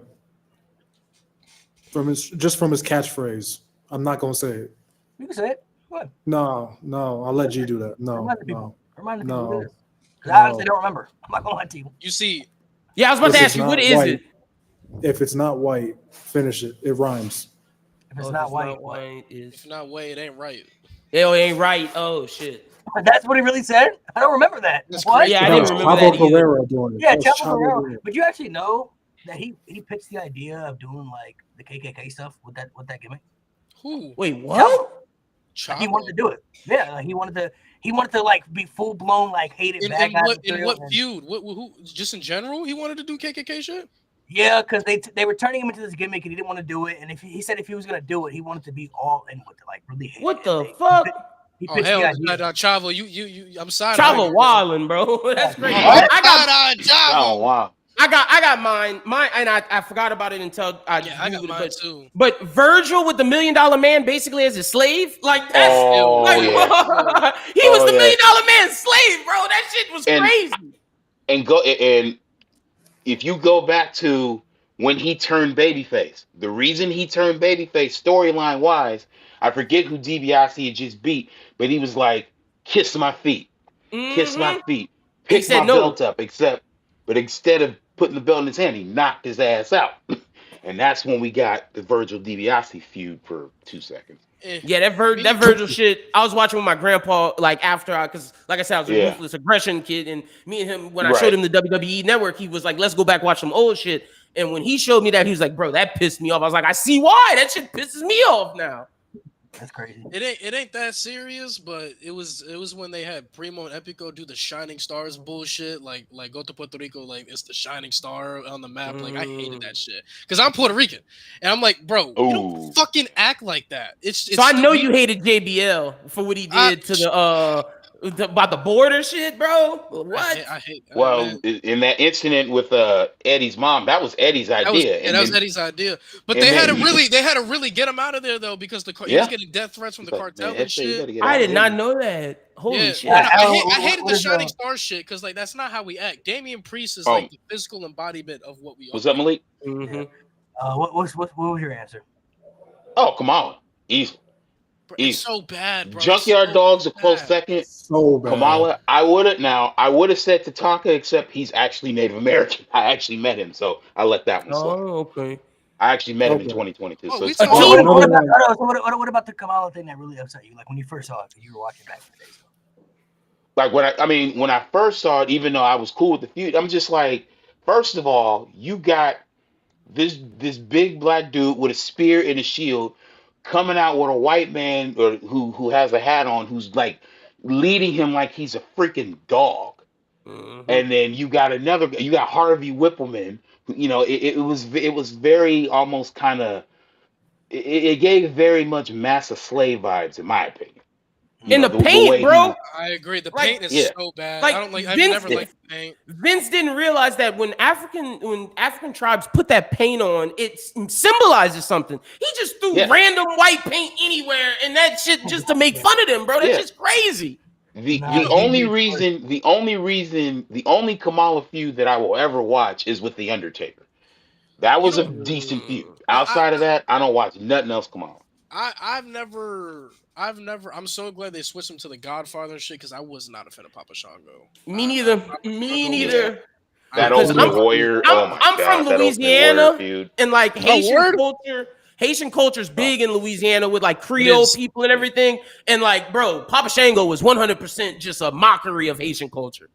Yes. Yeah, I've been in New Orleans. Like it's That's why. crazy. Hey, look, I'm gonna tell you, Luis. I'll tell you, Mo, and I'll tell you, Adam. Like I told Malik on TikTok. But if WrestleMania comes to New Orleans, I got y'all, bro. If y'all come through, I got y'all. Best I've It's been needing an excuse to go back to New Orleans, bro. this upcoming year, the next WrestleMania 42. Y'all hit me up. I'm gonna send y'all to the best places. We'll go to the best bars. I got y'all, bro. You on IG? Yeah, bro. Now you gotta send me. I'm gonna let you know at the end. I'm gonna let you know at the end what my IG is. You Yeah, gotta okay. send let me me know. to the best place that I can eat the best gator. Because every place I went got to you, was bro. ass. It was ass. I got y'all. Oh. I gotta go to We Louisiana. can't. I heard that. And Bro, see, I know Gator's fire. Yeah, I gotta it's try fire, it. bro. It's just, it's like chicken. It's no, look, Malik. It's better than Nah, chicken. Malik, bro, you would love it's it. not as You would love fatty. it. It's Gator is fire, bro. like it's fire, bro. Like chicken has the fatty shit. This is why I say it's better. It's leaner and healthier for you, and it tastes just like chicken. It's great, and I got y'all So because does Rabbit. everything in New Orleans on the strip, like around Bourbon Street, French Quarter, that's all the touristy shit. I'm gonna get y'all out of that. We're gonna get the real deal, Yeah, Holyfield. I say got that. y'all. All right. gotta- Hey, man. I'm gonna hold you to that, man. I got y'all, bro. I promise, cause I fuck with y'all, so I'm excited for I would say WrestleMania. stereotypical wise for me, and I'm not even part of this culture, but that Kung Funaki shit, bro, really upset me. That- That really pissed me off. I'm like, I'm not even Asian, but it's like, it's what are just we like, doing? so It's wrong, just bro. It's bad. beyond Yeah, it's stereotypical, wrong. where it's just like, bro, you're putting an Asian dude in a kung fu outfit, and you're literally putting kung fu in front of his name, bro. Like purposely doing that for obvious reasons. Hey, I'm like, bro, Kung like, Fu Naki. You know what shit pissed me off? Another The one way just they to go on portray- top of that. Oh, go ahead. My bad, Luis. The shit that pissed me off growing up was seeing Kofi being portrayed as a Jamaican to find out he was from Ghana the entire Bro, fucking when I found out he was Yeah, Blew that my did, I was fucking just mind. he was Bro, Ghana. because we Bro, he don't was get from West Ghana the African whole time. representation, and then I found out Kofi's They're not West the African. same. too. I'm like, It blew my fucking mind, bro. And then to Malik's it point well, before we go on Kofi, just to add to the Japanese thing, Kai and Tai. I just did not like how they showed Kai and Tai, bro. They made them like they were just like they were ignorant and all kind of shit. Like it was just I do remember Kai and Tai. Oh my Choppy choppy, choppy, god. pee-pee. Yep, Choppy, yep. choppy. it was like the Oh, yeah. most stereotypical like Japanese You know what, workman though? type Sometimes shit. those gimmicks, like, I will say to WWE's credit, sometimes people who play other gimmicks who are not from those cultures, they do work out sometimes. Like They do. Yokozuna wasn't for Asian, but he played that gimmick very well. Muhammad Hassan, he's not Arab, but he played That's that one that gimmick pissed me really off. well. Wait, Yeah. Muhammad Hassan's not Santino Arab? Marella- He's Santino Italian, Marella is- bro. He's Santino Italian. Marella is Pissed me off. Italian. He played it very well. Like, no, Muhammad Hassan's Italian, bro.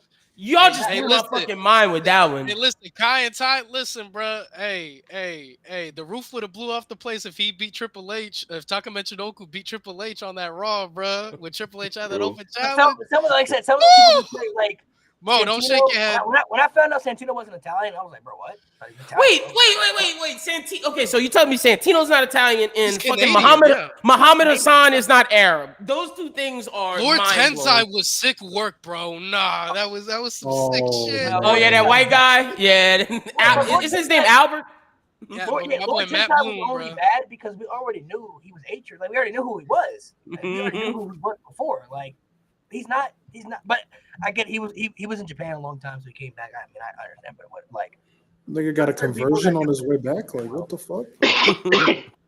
Bro, Muhammad Hassan is wild Go because back. like he was Muhammad legit. Hassan really pissed me off. I'm not gonna lie. That's as a Muslim, wild. That really pissed me off. And the way they His did literal that, feet, He's not Muslim. Arab. I hated That's why- that. And like that's the why they- problem with that's that why- is, Mo, That's why they Oh. stuck Davari with him, because Davari is Arab. He speaks the language. they brought Muhammad Khan so much negative attention to the Muslim community because that was right during 9/11. Like that was just straight Islamophobia, bro. That shit was evil. He went down as a That was great literally heel, the bro. He heel would- trope. He had so much potential, bro. Muhammad Hassan had so much potential, man. God, I did not know that. Yeah, Bro, bad the timing. timing of that one segment on SmackDown is insane, bro. I know what you're No, talking about. They taped Yeah. that ahead of time. Undertaker? Yeah. that was Yeah, crazy. because they taped that ahead of time, not knowing what the hell was gonna happen.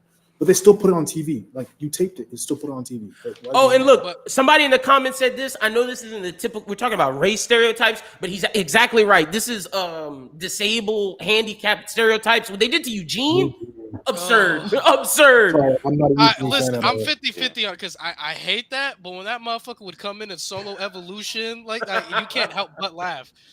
Like It that was Iron fun. Man It was match, Sometimes they that work. Iron Man match with Triple H and No, for sure. and Benoit, bro. Listen, man, said the way he sometimes they soloed work. evolution, bro. Like Alan said, sometimes this works, but sometimes it's just. It's bad. Sometimes. Woo. Or him and But Raven sometimes as a it tag works out team, though. bro. Like a lot of people, they can play those gimmicks very well. Sometimes even stereotypical, even if they're not like fully into that culture. Some people can pull it off very well, bro. Like, you know, Santino. Obafemi's doing really good right now, but you know, Obafemi don't talk like that. Like, that's not his real voice. Okay, wait.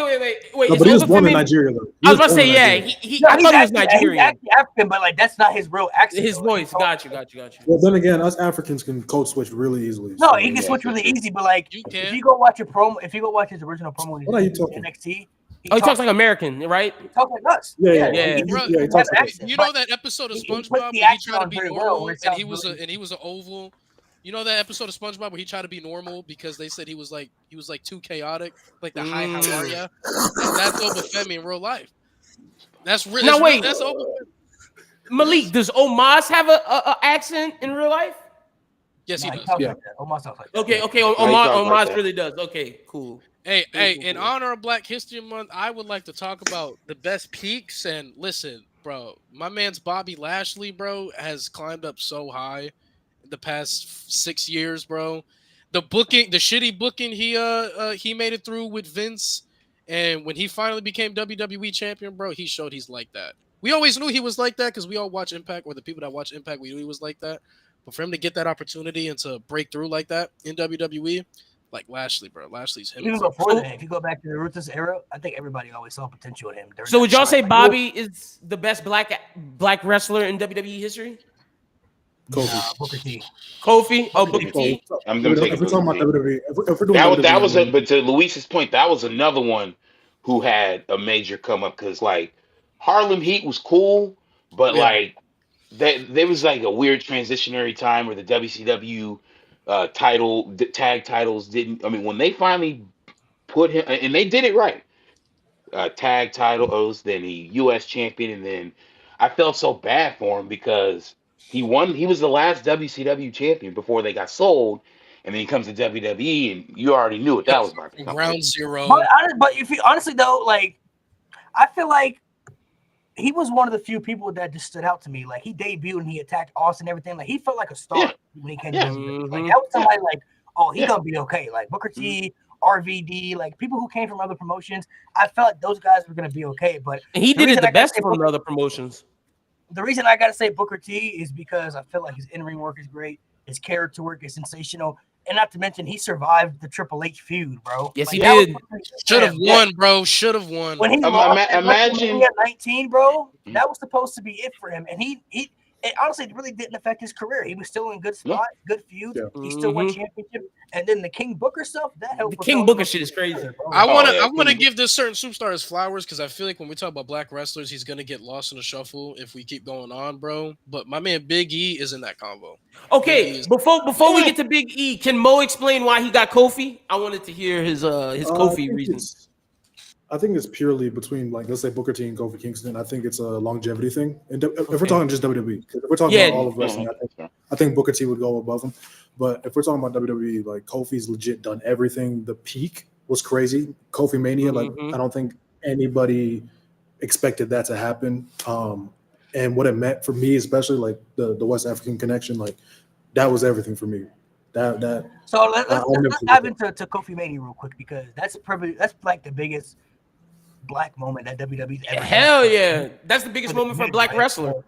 And that wasn't Yeah. even supposed to happen. Like, that wasn't even supposed to go down that way. You know what I mean? So I mean, things can always change and happen. But the build for Kofi Mania was so just astronomical, bro. Like if you look at the way they did it, was just really honestly, it was really beautifully like him having the fight, scratch and claw, you know, and the gauntlet matches, and then with the New Day had to do in the gauntlet matches, and the Elimination Chamber where he was right there, and then he didn't get it done. Like that Kofi Mania build was really good. But I'll let Mo touch it first because he's West African, so I'll let him touch first, and we always dive into it. But what was that build like for you, watching that whole thing playing out and then seeing that whole moment? Man, since like 09, right? I always looked at Kofi as somebody that could do it, and they were pushing him, bro. They were giving him that push, and then it was taken away from him.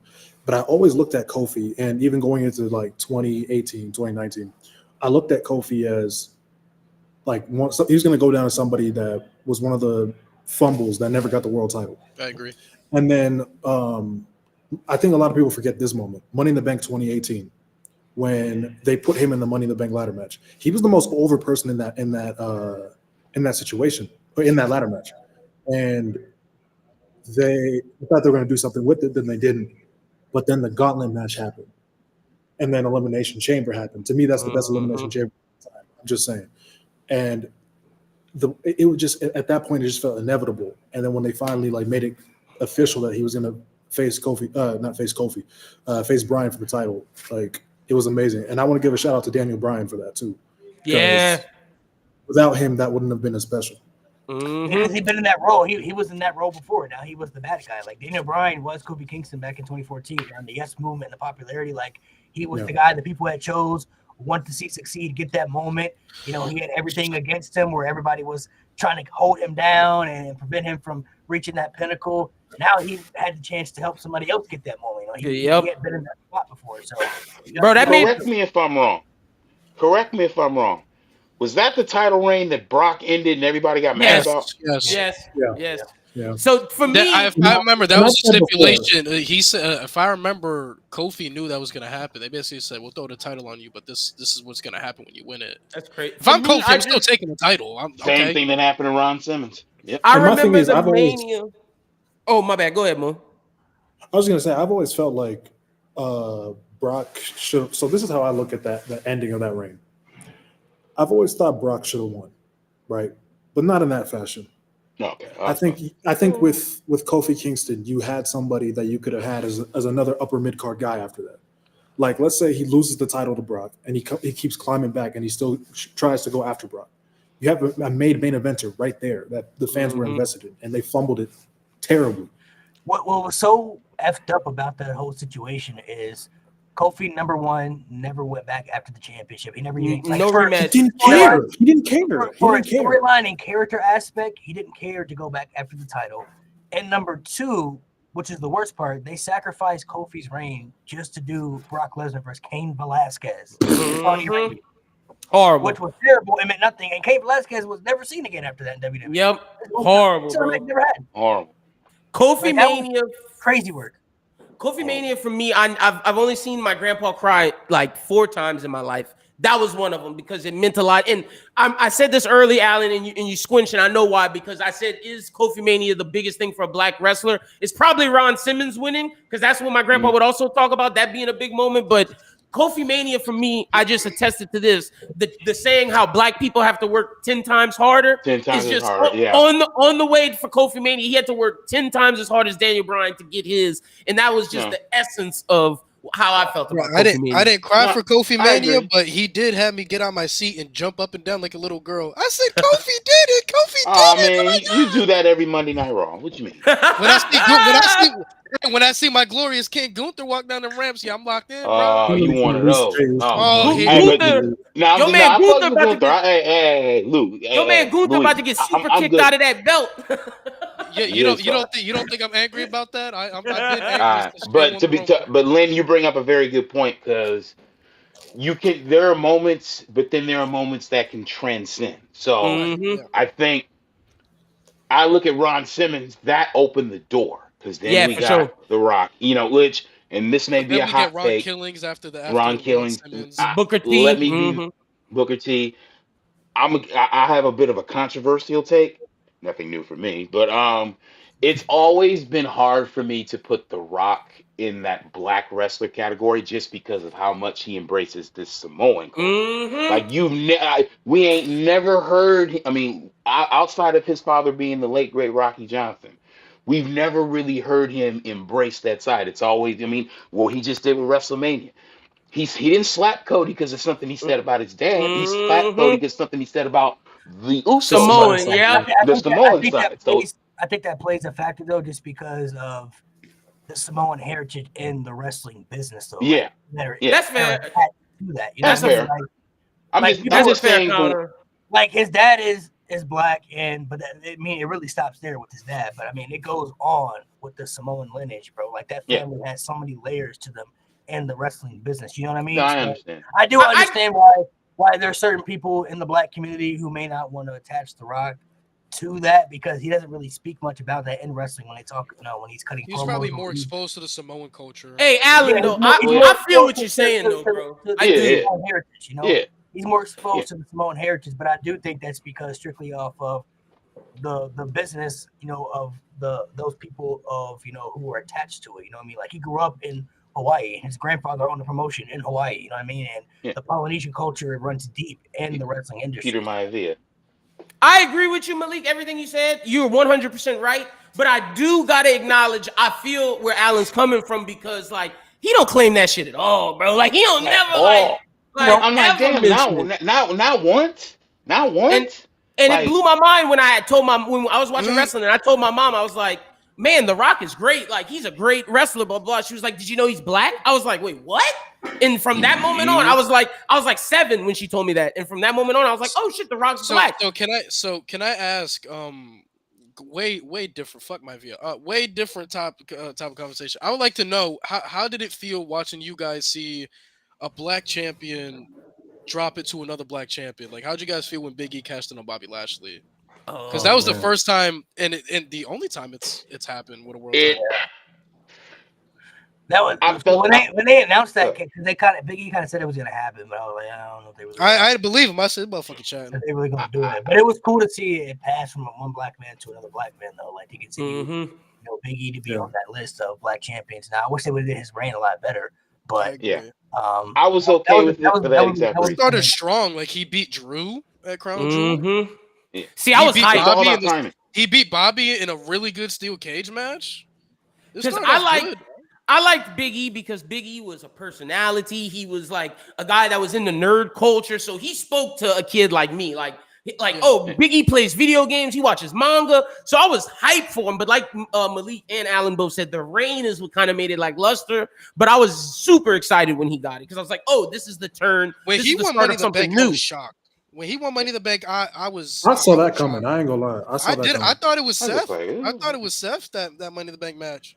You know why I saw it was I knew, like I was thinking it was Big E going in, but I knew it wasn't going to be Seth when Seth on that Friday before Money in the Bank pulled down the briefcase. Oh, right. Yeah, I was like, there's no way they're going to do that again. How do y'all feel about black wrestlers today on the main roster? Not NXT on the main roster, like Melo and men's wrestlers, because the women they're killing it. But how do y'all feel about the men's black wrestlers on the roster? From my POV, it's gotten to the point, and not just with WWE, with how pro wrestling is as a whole. Like Swerve being he was world that was champion. Huge. Me personally, now I don't look at anybody with colors. I just look at everybody as pro wrestlers because it's changed so much over time. Hey, that's fair. How do y'all feel? That's just me, though. I know there's still people that still like colorize things, sure. but I look at everybody at the same now. The absolute same now. I'm good with it right now, considering 32 years into this. It's probably the first time, like in the rare days that I watch an AEW or a TNA, I'm seeing more black faces than ever before, and they're not gimmicks. They're doing what they want to do. They're being allowed to express themselves. They're not being put into bubbles. Vince isn't doing some wonky. He's out of here. See you later. So, or even the other promoters. So I think because Tony Khan was bad at first. He was bad at first with that. Like he was, which I expected because I'm like Tony Khan.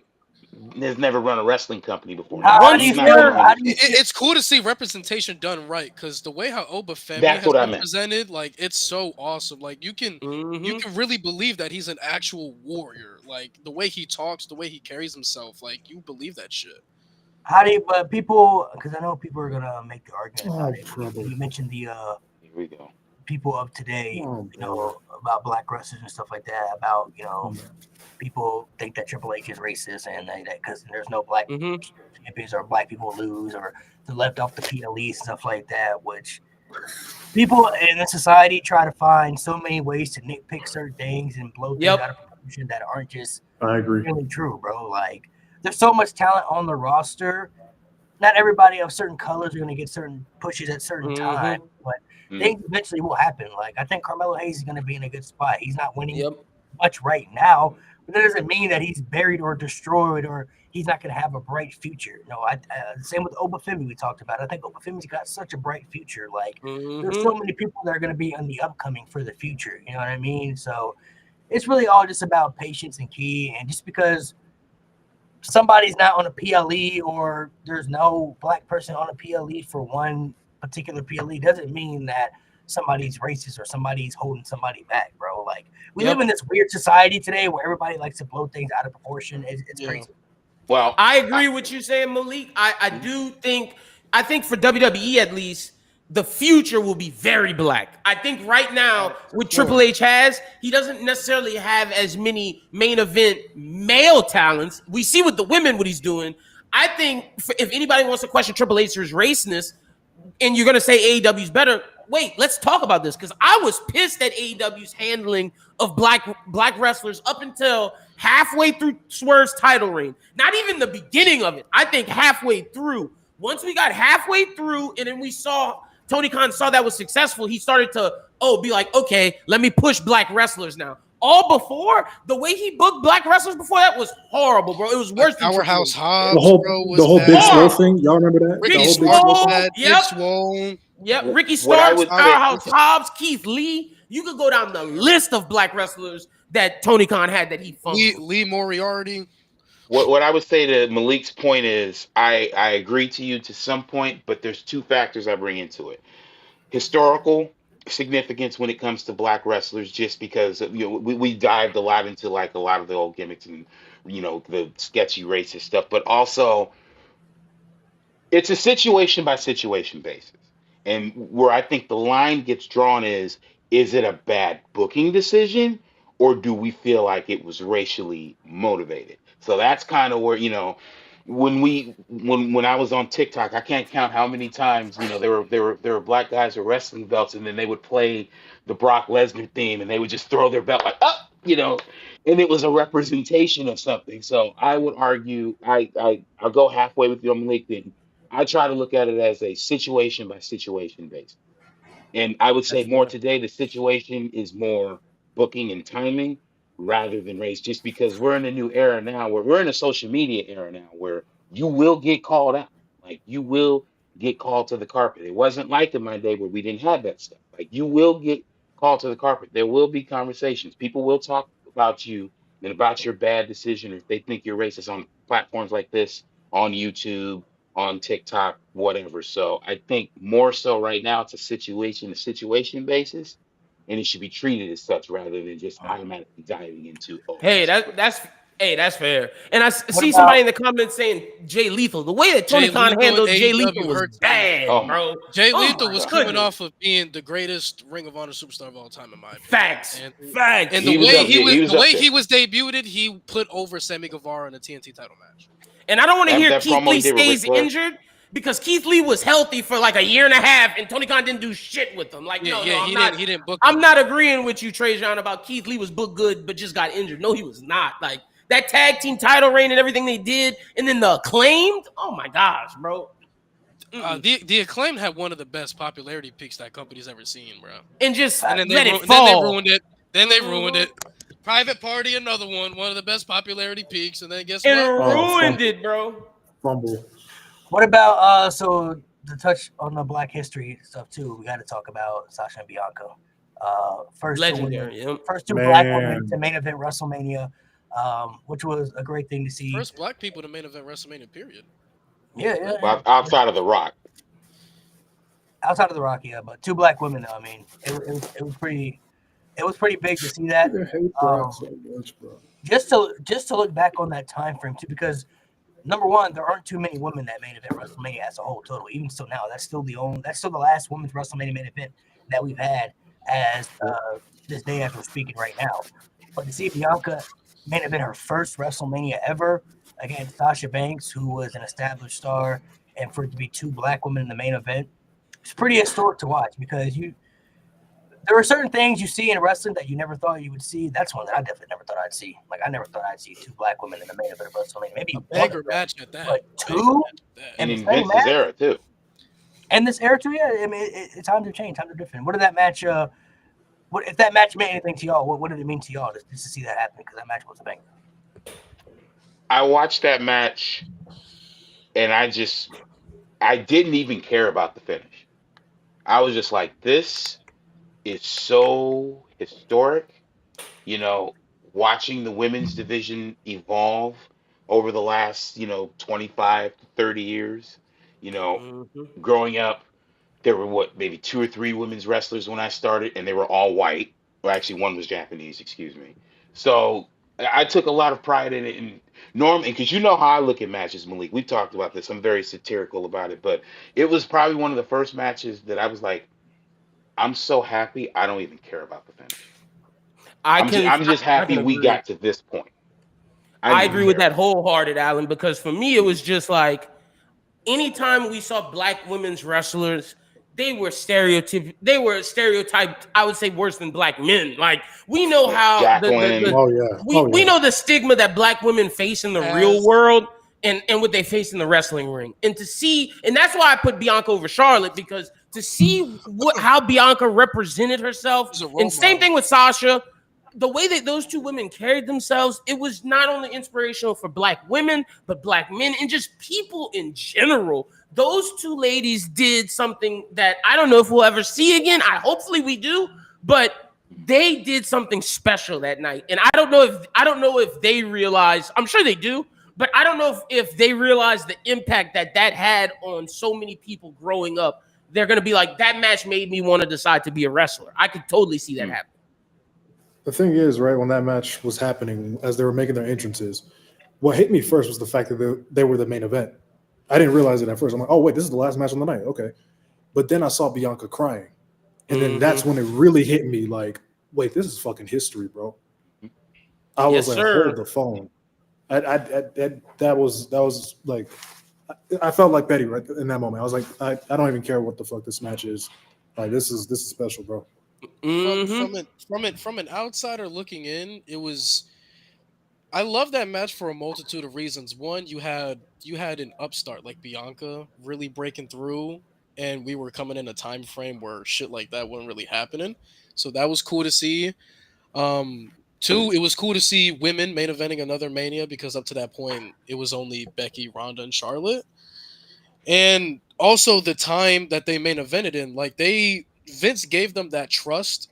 And you had other big names on this Mania. You had other names that could have main evented, but it was the trust, like for them to be the first main event for fans coming back to live shows, and for Vince to be like, I have all this trust. You guys go out there and do your thing. Go out there and kill it. Great point. I thought that's pretty awesome. Like I think that's a hell of an honor. Be like, oh, you're trusting us to be the first main event with fans coming back, and you trust us to steal the show. But let's do it. And they did. That's a great point. They did exactly that. They stole the show. Great point. I didn't think about that. To be the first main event when fans got back, that tells you a lot. No, that's a great point. He had so much trust in them. Like, go ahead, gang. And I think Bianca is one of 2 people. I think Bro, that's so stupid. Oh, bro, that's crazy, bro. Ralph, they told that man you Kevin Nash. They said, Lewis, you one of us, bro. Appreciate it. I think Bianca is one of 2 people to main event her first WrestleMania, because Brock is the other one. I think those are the only off the top of my head. Like their first. Wow. Really? That's Bianca, big, bro. Oh, that's Bianca and Brock are the only 2 that on the top of my head that like their first actual WrestleManias they ever competed in. They were the main event. So you're not counting. Well, Obviously, there's a besides couple. the first one. There's a Besides couple the more, Royal, but that shit don't count. That shit don't count. That There's shows how much they value Bianca Belair. yeah. The first show was the first show, so obviously Mr. T was a part of that. Are we? Just think Malik? of the pressure that Bianca and Sasha probably felt like knowing like this is the first crowd with our first crowd back in so long. I'd be shitting myself. I ain't gonna lie, bro. Like to not hear the roar of the fans for a minute. There's a few more, Malik, That's such but a you're on the special right feeling, track. bro. They're not the first, but you're on the right track. I'm just No, I'm not. confused. They're not the first, but I think I don't know. Besides Brock and Bianca, those are the only two that come to my mind that I can remember. Yeah, I'm trying to think right now. Yokozuna's one.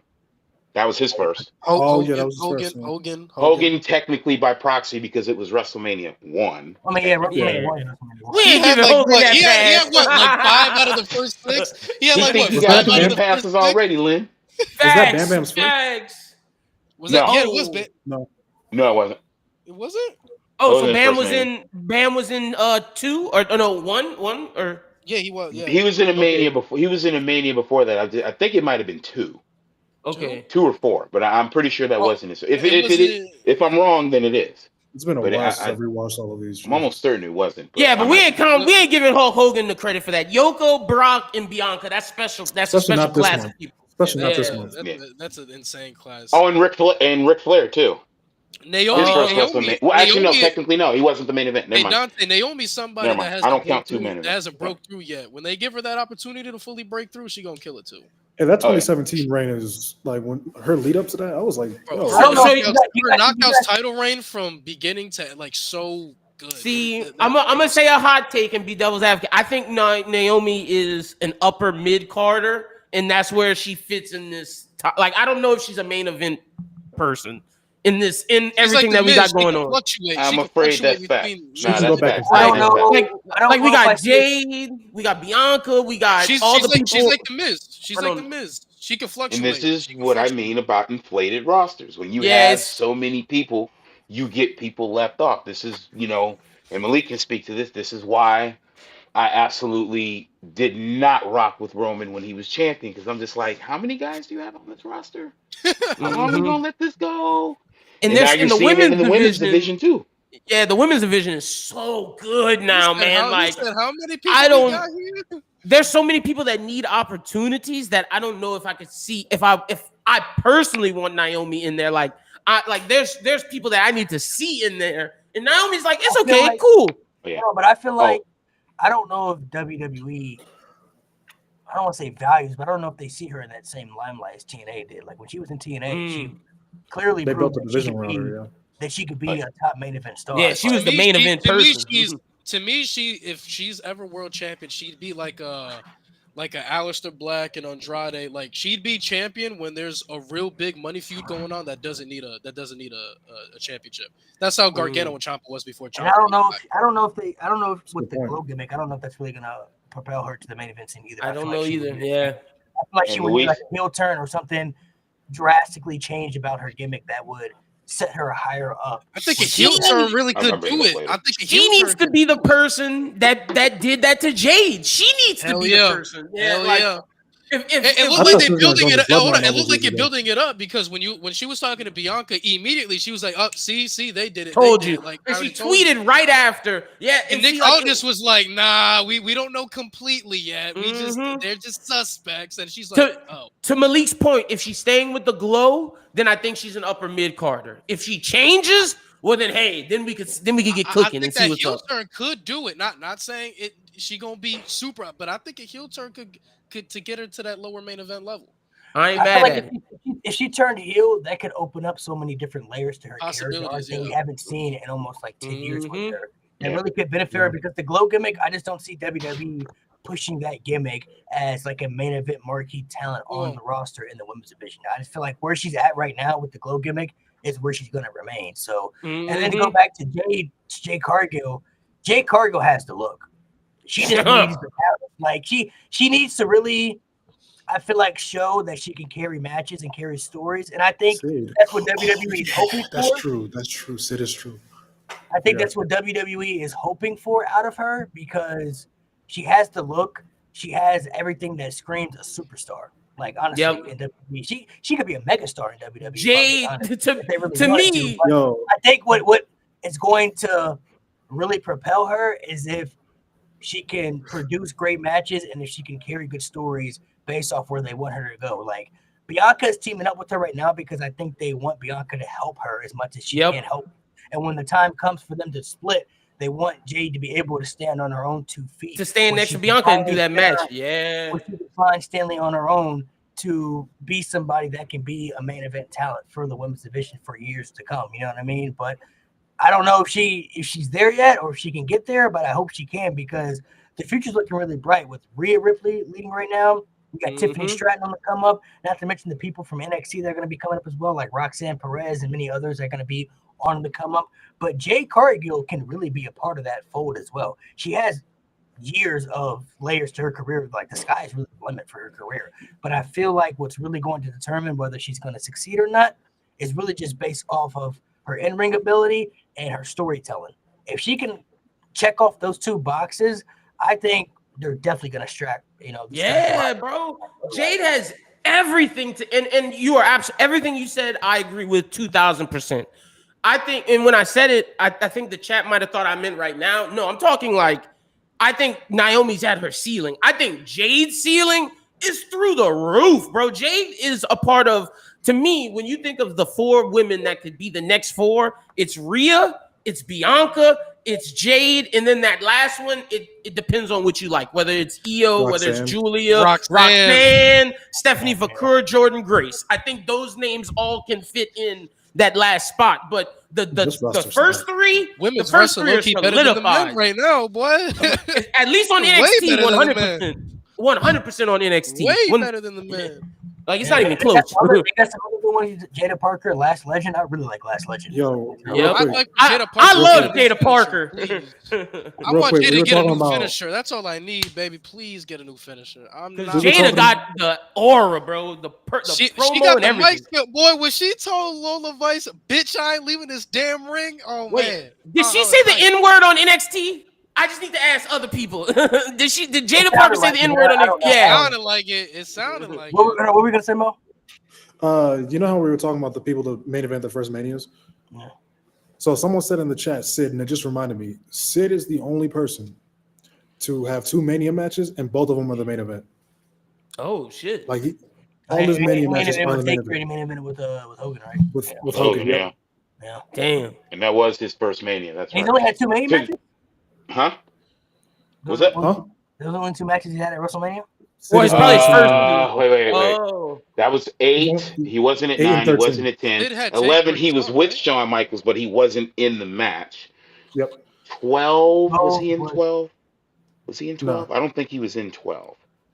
I think he was in WCW at that time. And then 13. Right. Well, no. I'm wrong. He was still in there. Ralph, I do love Jada Parker, bro. Jada Parker has incredible mic skills, dog. Like that girl is oozing charisma. But I knew that because just because she thick don't mean nothing. And if that's the case, then Nikita Lyons should be the GOAT. But that's another conversation. But like I said last time I was on here, I knew Jada Parker at LSU, bro. I met her. She would go out. She was on the soccer team. She would go out at night on the strip at Tigerland. And one of my homies was one of the promoters for a lot of those parties. And we met Jada. She's a sweet, sweet individual. I think she has like crazy charisma too, though. Like her charisma, it's through the roof. Like she has that, and that's something I feel like you can't teach people. You know what I mean? Like people just gonna have charisma or not have charisma. You know what I mean? Like some people just don't have it, and she got. You can't make that. Like 100%. 100%. Somebody that I like too. I think she has the look. It's just really, I feel like she falls in the same category with Jade. Like, can she carry stories and can she carry matches? Like when it's time for her to do so, you know. She's gotten better in the ring though. She has. Got to give her props. She's improving. But as far as like the look, like she has the look. Like I feel like she's somebody that could be a superstar. It's just really about like, can she be somebody like who carries matches and help propel storylines when it's time. You know what I mean? So 2 women in NXT. How do y'all feel about it? Kelani and Soruka. Soruka is a black woman. How do y'all feel about those 2 ladies? Do y'all think they can be stars? We talked about personality. Kalani Jordan lacks that a lot to me. Like that's she does. Show. Her in-ring skills are good, but she lacks a lot of. She can't talk. She has that ricochet effect. So Ruka right now is doing the tag team stuff with Zarya, Wow. but she has she might be the most athletic person WWE has right now, if I'm being honest. Her athleticism is insane. Her in-ring ability is really good. She has a case of all time. Yeah. The first one was, you said Kalani Jordan. Kalani Jordan. Yeah.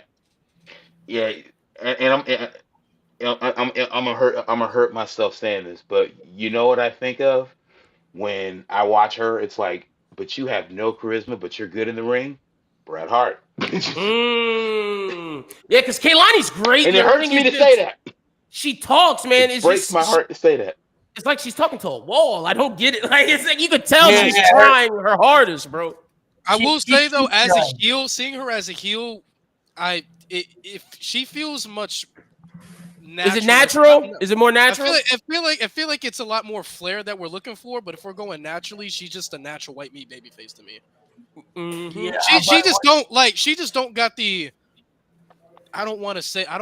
She don't got that bad bitch persona like Jada Parker do. You feel me? Like she Yeah. don't. But She but don't see, you carry don't herself need like that a heel. because you. But oh no, I get what you're saying about the heel, but you don't About a need heel, that yeah. because her baby face is boring too. I think that's where Malik was about to go. I didn't like her baby face either.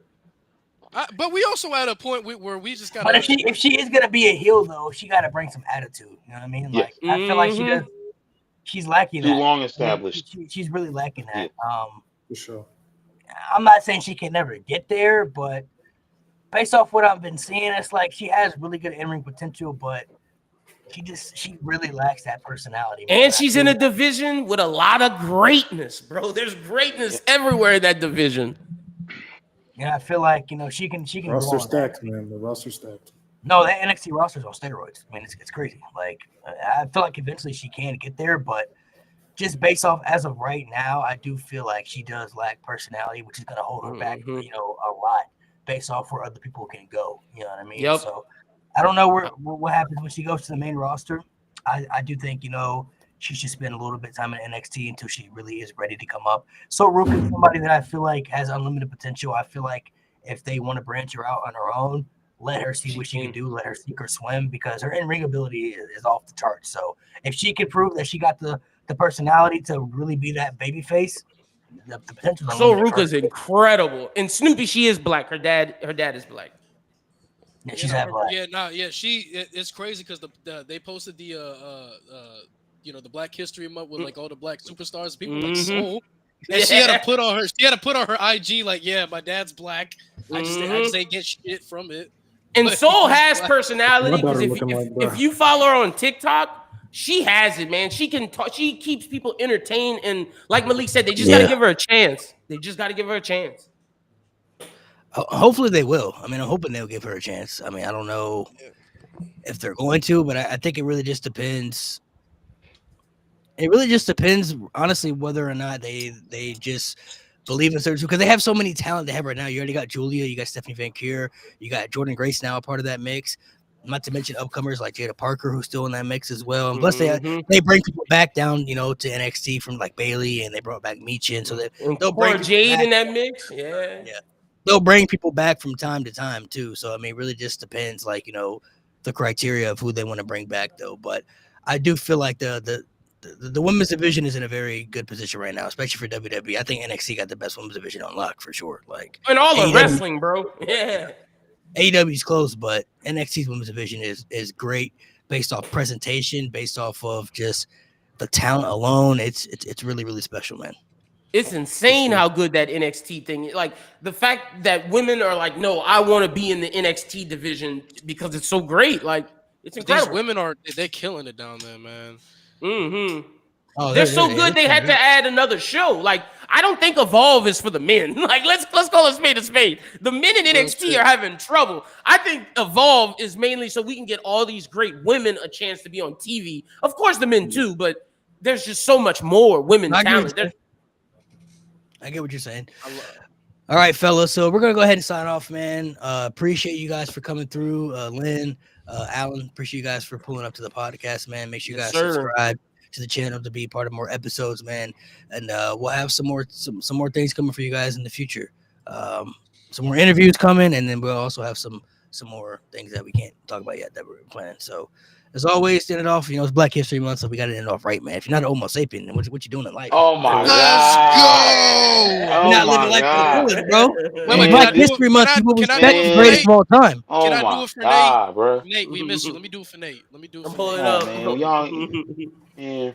Let me do Thank it y'all for for Nate. having me, Growing brothers. is great. I gotta do this for Nate. You know what I'm saying? Because he's not here. Out of respect. Yeah. Greatest of all time, bro. We miss you, Greatest of Nate. all time. Please come back.